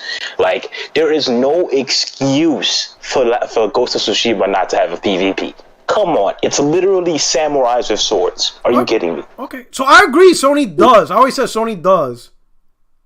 That's a weak area for PlayStation. They should provide multiplayer. In fact, Broken Games said it best. Ever since Sony had more multiplayer games when the service was free than they did when they started charging for online. So I agree with him. I'm like, I think they got scared. That's what I think happened, because on the PS3 era, they went hard for SOCOM, Starhawk, Warhawk, Mag. Oh yeah, they went ham. But they had God of War multiplayer. You know what? Oh my God. What was it? Ghost? What is it? What was it? Ghost of Sparta? No, what was it? Yeah. No, what was it? God of War? Like a shooter, wasn't it? No, it was a God of War. It was the one after God of War 3, the one that bombed. Ascension. Yeah, Ghost of Sparta. Ascension. God of War Ascension. That had multiplayer, and I'm like, yo, they were throwing multiplayer in anything. Even in the portable God of War. The service. The thing is that the service was really unstable and also got that massive hack, so not a lot of people got to experience, and they abandoned those games real quick. In my opinion, they should have just remastered those games into PS4, and they would have been a banger, honestly. Mag would have been amazing on PlayStation 4. I think Mag, right? A lot of people That was underrated. Mag. I mean, Dude, 128 Mag people on a PS3, and they pulled it off. No, it was 256 or some shit like that. It was crazy. It was way it was 128 on each side. Yeah. And so like you had like your squad lead and this motherfucker with this shitty ass static mic. Hey, Bravo team, go over here, disable this, and be careful. Bro, with Bluetooth, when you used to buy the Bluetooth. Yeah, that shit barely worked. Oh my god, that shit was. Yeah, fuck that shit, dude. But I agree, man. Sony should think about remaking Mag. I think I would like to see that game on powerful hardware, and now that they have a good, stable network, they actually got in-game chat and all this shit. Shout out to M's Odyssey. He gave a super chat. He said, "See, PC is complicated and expensive. Just plug in and enjoy it." Man, you didn't convince him. You didn't convince him. I don't got to, bro. I'm playing on my PC just fine. He said, man, you got to go to start, search, command prompt, update Windows / You got to know DOS commands to get this shit run down. Yo, P-Rock, Sony was ahead of their time. What? You still playing Seafood? No, so I beat it the other day. So I didn't go to easy mode. I kept it on normal, and my god, that shit is hard. Because I was thinking of going to the platinum, but you have to beat it under the age of 25. And I'm thinking, I got that achievement. You did, and I'm thinking, do I really want to invest the time to do this? And I'm like, nah, I'm good. Because that shit is hard, man. That shit, you gotta fucking you gotta invest like fuck. Why I look like fucking Danielson? I ain't trying to invest in training. I was hyped because I got the platinum for like 50 hours into this game. I got the platinum for Elden Ring and Seafood not too long between each other. Yeah, that might be my next game, Elden Ring. I was like, yo, I went back to Returnal, so I could do the tower. So I could do the Tower Cepheus. So I did the 4 levels. I beat the final form. I'm like, yo, that shit's bad. One thing I'm disappointed, I wasn't able to connect to co-op. So I don't think a lot of people are playing the co-op. I think that died. How hard is the platinum in Returnal?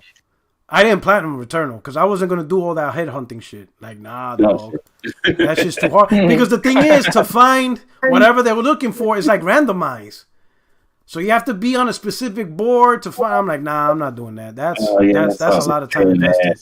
But the Tower Cepheus was dope. I really enjoyed that. I wanted to do co-op, but the matchmaking it took a while. So I don't think anybody's playing the matchmaking.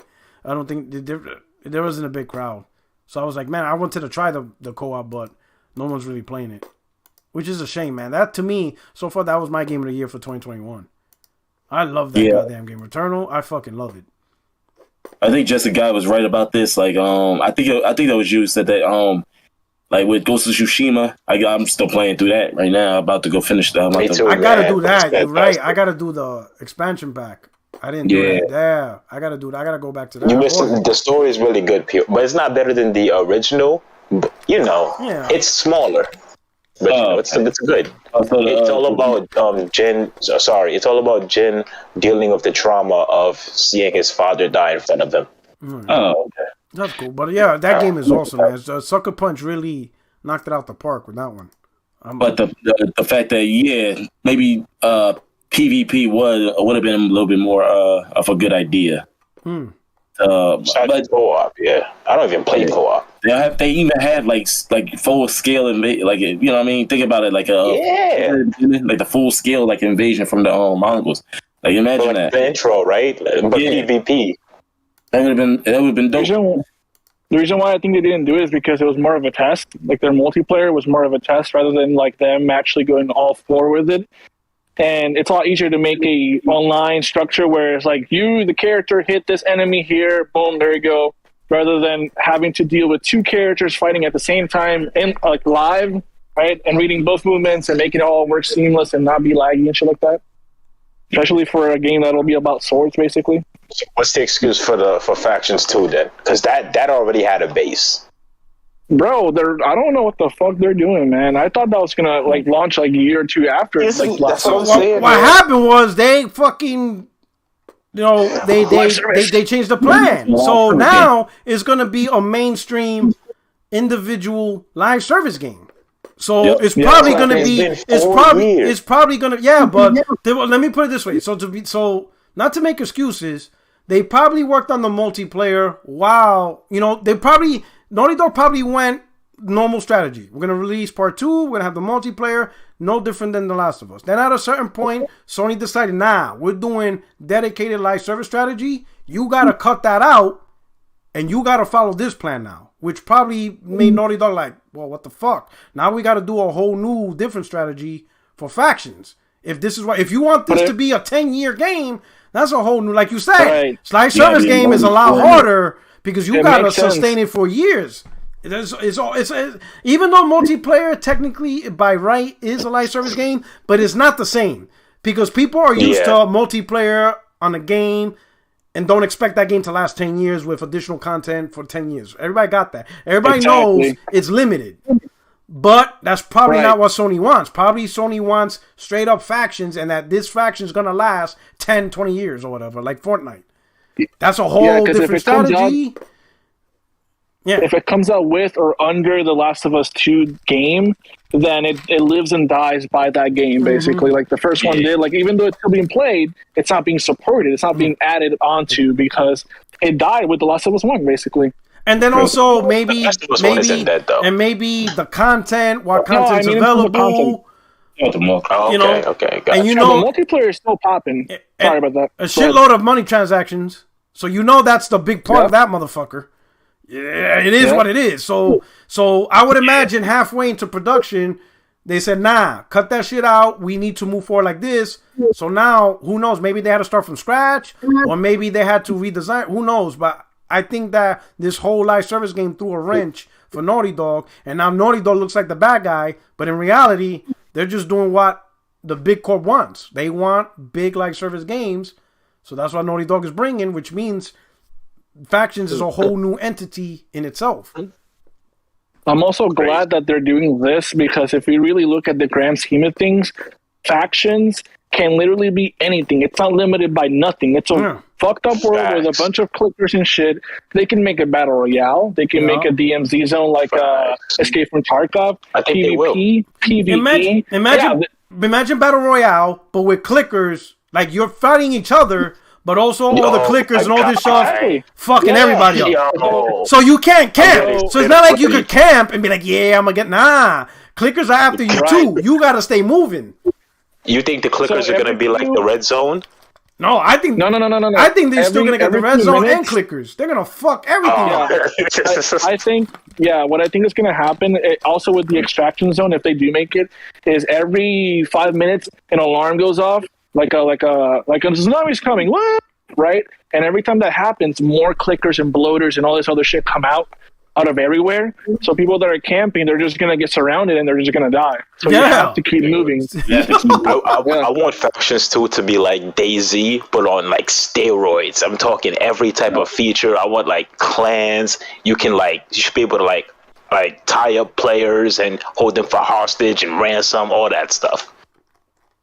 I feel like that's not something they can really monetize that much because it's more player driven than economy driven in terms of a battle pass or doing challenges and shit like that. I feel like that's like a secondary game mode that they would do, like a survival mode. But these are like you go in, you die, or you win, and then you come back, queue again. Let's go. That'll be what makes the money. Games like DayZ, Rust and all them was what led to the battle royale stuff in the first place. Yeah. DayZ 2 had that mod. No, it was Arma 3 that had the Battle Royale mod. And then Lyric, which is a streamer, used to play it a fuck ton, and then that guy who made that mod went on to make PUBG. Mm-hmm. It's been 4 years, so I think they can do something really, really, what's the word? Just grand in scope. Insane. AAA. I'm not as upset because A, I'm a PC gamer, and B, I know that Sony is all about the quality and being pristine. So I'm curious to see what their live service is going to be. Because if it's something like their single player games, it won't be a live service game. It'll be a luxury service game because it'll be like fucking meaty as fuck rather than these live service games that come out unplayable and unfinished and shit like that. Yeah, for real, I think that too. Like, Sony actually knows how to do quality shit. But I still feel like it wouldn't. Doesn't mean abandon single player games too. I still wouldn't mind that Like I wouldn't mind. I was trying to say this too. I wouldn't mind the single player games still come out at least 2 to 4 years after on PC. Like they continue doing what they're doing because like yeah, I don't think they'll ever do day and date unless the technology gets really good. Yeah. If the technology gets really good to the point that you don't really have to optimize, then it'll be day and date. But for now, I feel like they're going to stick to what Puerto Rock and I have been saying, and you too, which is to focus on PS5, maybe the PS4 port, and then a couple years later have Nixes make the PC port for it. Because you get the very best version of the game on PS5, and then you get the very best version on PC because Nixes is making sure that it works across a bunch of hardware. Especially rather than now, Xbox game studios like the Gears guys have to make Xbox One series or whatever, and then PC as well. Yeah. That's a lot. So like, for example, we saw Mark Cerny's presentation of how unique the PlayStation 5 is, blah, blah, blah. My thing is, if you're going to create consoles that have unique features, and especially if you claim this specific feature is not available on PC yet, but eventually will be, but if you try to make your console unique, that means I need to know developers are going to take advantage of those unique things and not just downgrade your console to a generic device that is the same as everything else. Like, if this is your new thing and you created a unique console, then take advantage of it. And that's my only issue with day and date on PC, that Sony would not take advantage of unique features because they're worried about the multi-platform environment. And that's my only issue. Yeah. You know it's going to be a lot easier to just make a simpler pipeline. There's probably some games that won't be ported. Plain and simple. You know, they have 3D audio and shit like that, right, on a separate chip to do the audio for the games because it costs a lot to make it on the CPU. Mm-hmm. If a game is made on PS5 first, they can focus on that, whereas the next studio that's going to port it to PC can just make a simpler audio pipeline that works on a CPU and shit like that, rather than Insomniac having to be like, do we waste more time making 2 separate ones, or do we just make the generic one, not take advantage of the PlayStation 5, and put it out on PC as well? And I don't want I don't want the developers to be put in that situation where they have to weigh in. Do we do a separate version? Do we cut this out? Like, you know, PC's minimum spec is this, so we have to cater to that. You know, sure, you have superior versions, but once you got the superior PC, you're really talking about settings. But what about the game design? When they first put a game on paper, just a simple concept on paper, who gets catered to? The minimum spec PC or the console? Like, you know, do they say the PS5 is the minimum spec and then up, or do they say, hey, the minimum? Because like you said, a lot of PC gamers still play on the 1060. So do you cut them out the loop saying, hey, all you 1060 gamers, you can't play this game? If you look up Steam, Peter Rock, if you look up Steam charts on the web, you'll see, because they do a monthly survey and you just click yes, people mostly do yes, and it takes your hardware and puts it up in that survey. And you can see how many monitors, what resolutions, what CPU, like the highest percentage, and there you can see exactly which stat is which and whatnot. Here's the thing, P-Rock. Here's the thing, P-Rock. Like I said, some games are possibly not going to be ported. I mean, I'm just saying there will be that's just, they're most likely going to focus on the console first when they make it that game. Yeah. Then they'll have Nixes and whoever. It's like, hey, let me try to port this game. Yeah, try to take the game and then retroactively put in more features and sliders and settings in order for the game to be able to run on a cheaper graphics card. I mean, a graphics card is a graphics card. Yeah. It's going to run with it run. It's just that. Mm-hmm. It's just whether the difference in performance if that is able to do. So if you were able to take down, like, let's just say you take away softer shadows, or maybe you take away some shadows at all, like, or maybe even dumb down the quality of the textures to like a low res, you know, something like that. You it's more resources that the GPU is able to allocate to the graphics. Yeah. It's like how much is it able to allocate it. If it's not, if it's. But what about things like AI, gameplay mechanics? AI, like a lot of that happens with the physics. You know what I'm saying? Yeah. right? That So- because like with every generation of new hardware, you know, I would imagine developers are looking into that. The next generation AI, you know, the next generation of gameplay mechanics or evolving gameplay mechanics or doing, like, even if it's the same gameplay mechanics, how can we take advantage of new hardware so that way it's not the same shit we've been doing for the last 10 years? You understand what I'm saying? Whether it's more characters on screen, and because you have more characters on screen, or more characters on screen with unique AI to make the battles more intensive. You know, like, let's say if you're playing Bayonetta, right, or Devil May Cry, all the characters pretty much have their own same style. But if you got a next generation platform, you got more enemy characters that could probably have a more unique style of fighting and the AI associated with it that you couldn't do on the previous consoles because, you know, the CPUs and stuff just couldn't handle that level of processing. That's right? a great point. You see what I'm saying? That's a perfect point. And those are the things I try to talk to people is like, for example, you can have Devil May Cry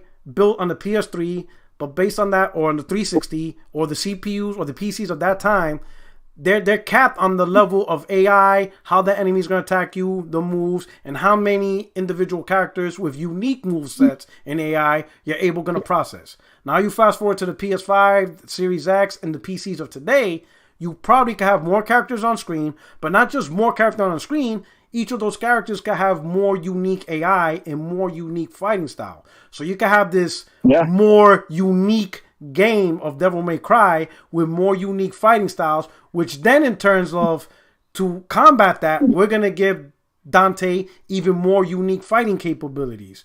So while it's the same concept, Dante fighting a whole bunch of demons and shit, but you see more uniqueness in styles and plays and combat as compared to what you were able to do during the PS3 era or 360 era. You know what I mean?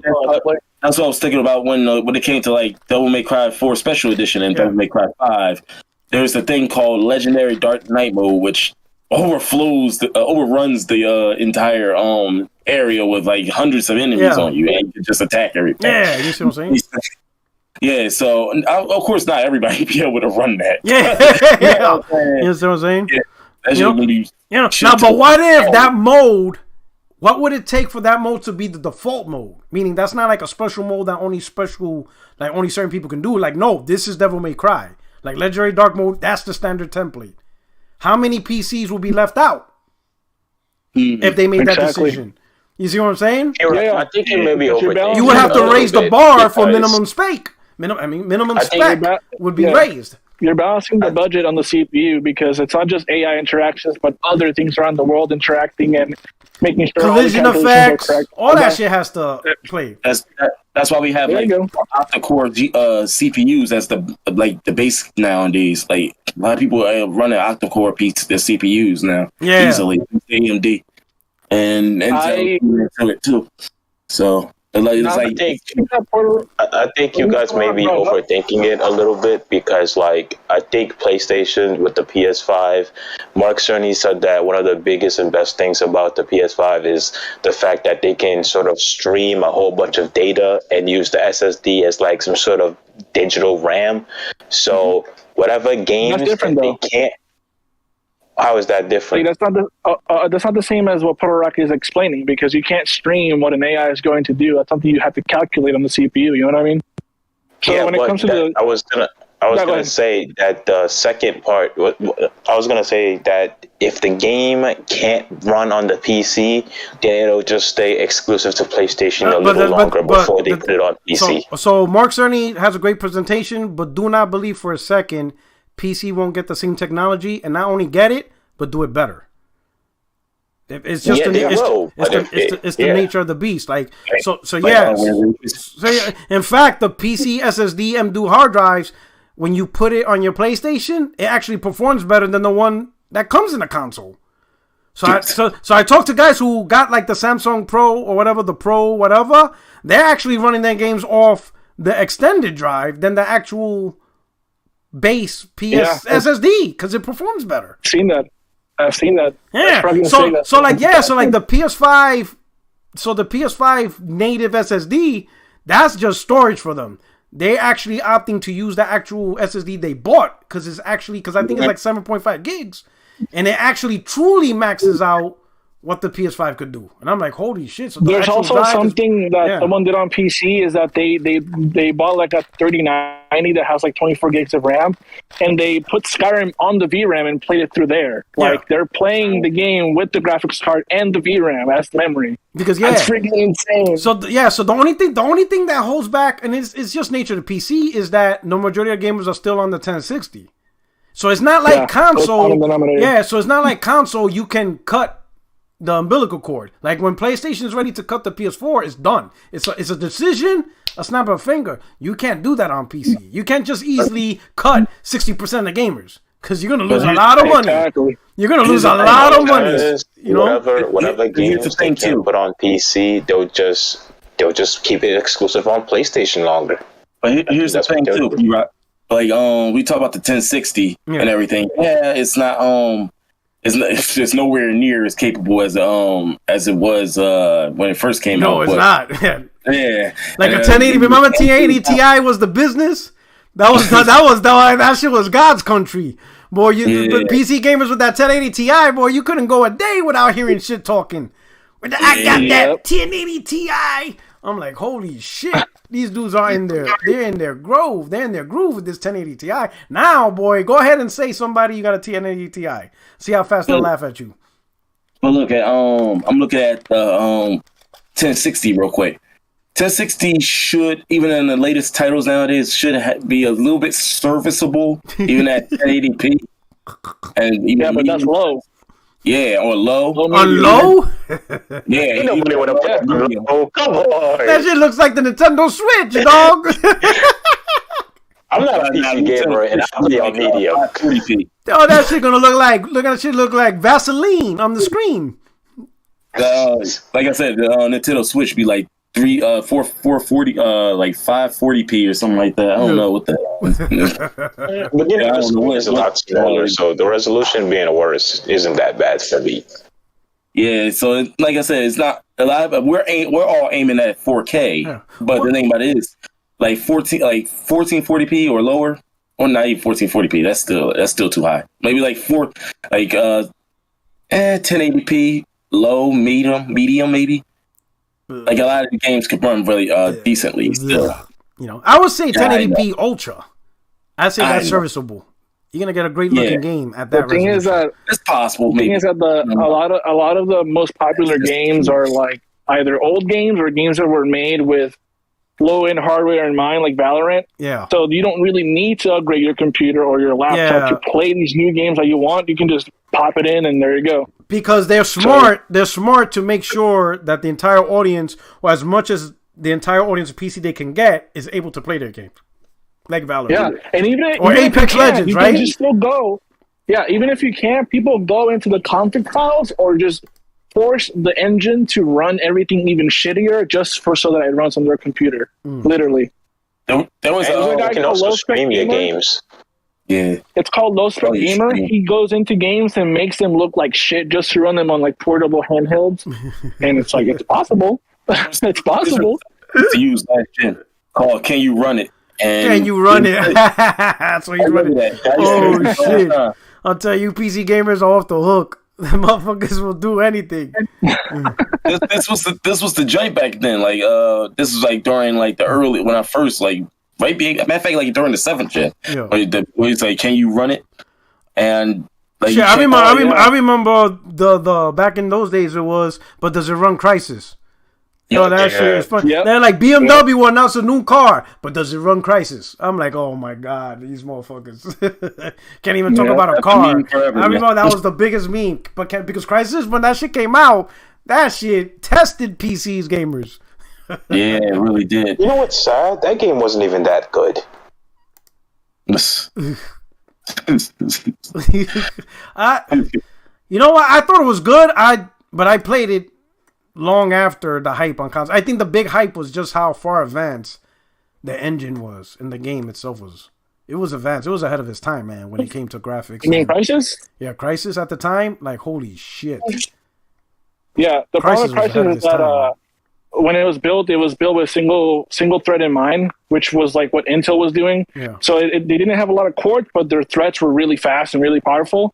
So it's not that necessarily stuff can't run it. Is that it demands so much of that CPU, whichever one you're using, that if it's not a good enough single thread CPU, you're fucked.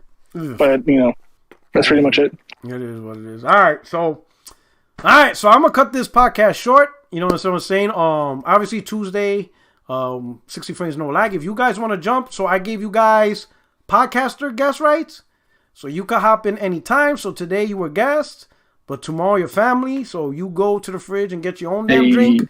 I'm not getting it for you no more. So if you guys want to hop in on the podcast, Arizona. yeah. So that's it. You get your Modelo. You got the Modelo, whatever.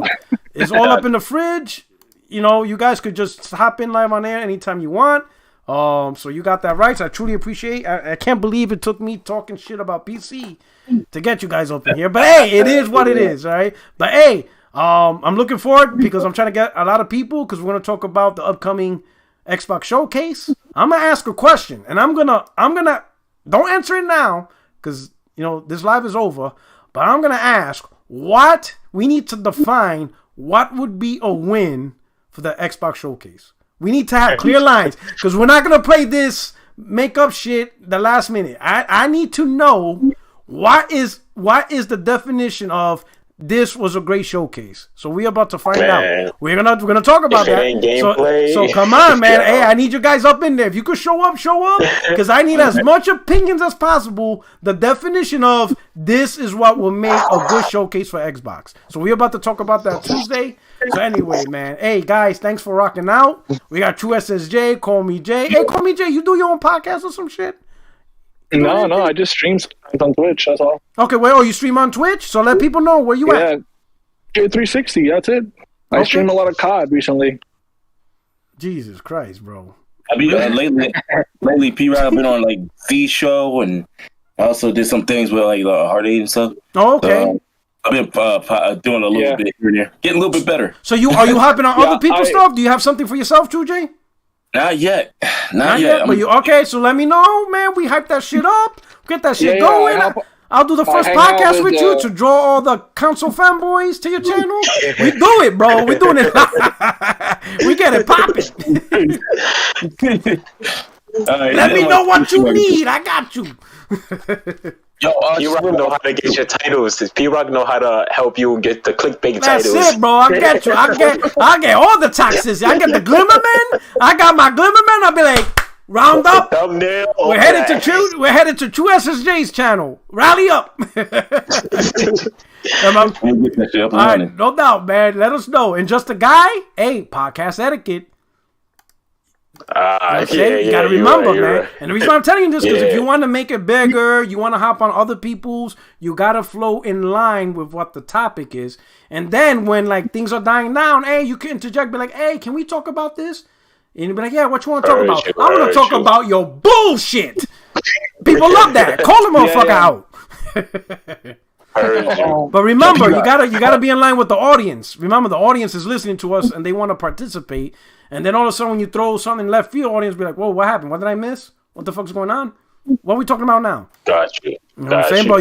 But there's no doubt, man. It's the growing pains. But you're doing good, bro.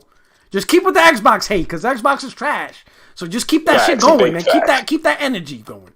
All right, who's talking? Shit. Who's gonna say something? This is Jay. Yo, P-Rock. What's up? Elden Ring, right? I'm looking at the minimum spec for that. That's what the minimum GPU for that. It's like what, 980? NVIDIA GeForce GTX 1060. Jesus Christ. So literally. So they literally saw the Steam charts and they say, yep, we're making this game for you guys. Yeah, pretty much. And even like, don't be fooled by the recommended or minimum, because you can even play with shit that's lower and it'll be just as good as the 1060 in terms of like what you can achieve. Because you can lower the settings and turn off some shit.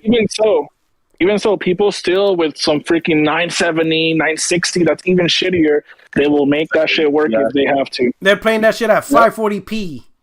They're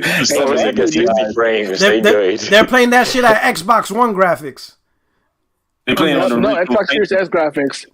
God damn. Oh shit, this is crazy, man. But anyway, hey, to my friends, my fellow gamers, I hope you enjoy this Sunday impromptu. I will catch you Tuesday, 9 p.m. Eastern, 60 frames no lag with the panel. Hopefully, True SSJ and Call Me Jay can hop on. We're gonna talk about the Xbox Showcase. We gotta set expectations. We're not gonna play no bullshit. It gotta hit these wickets.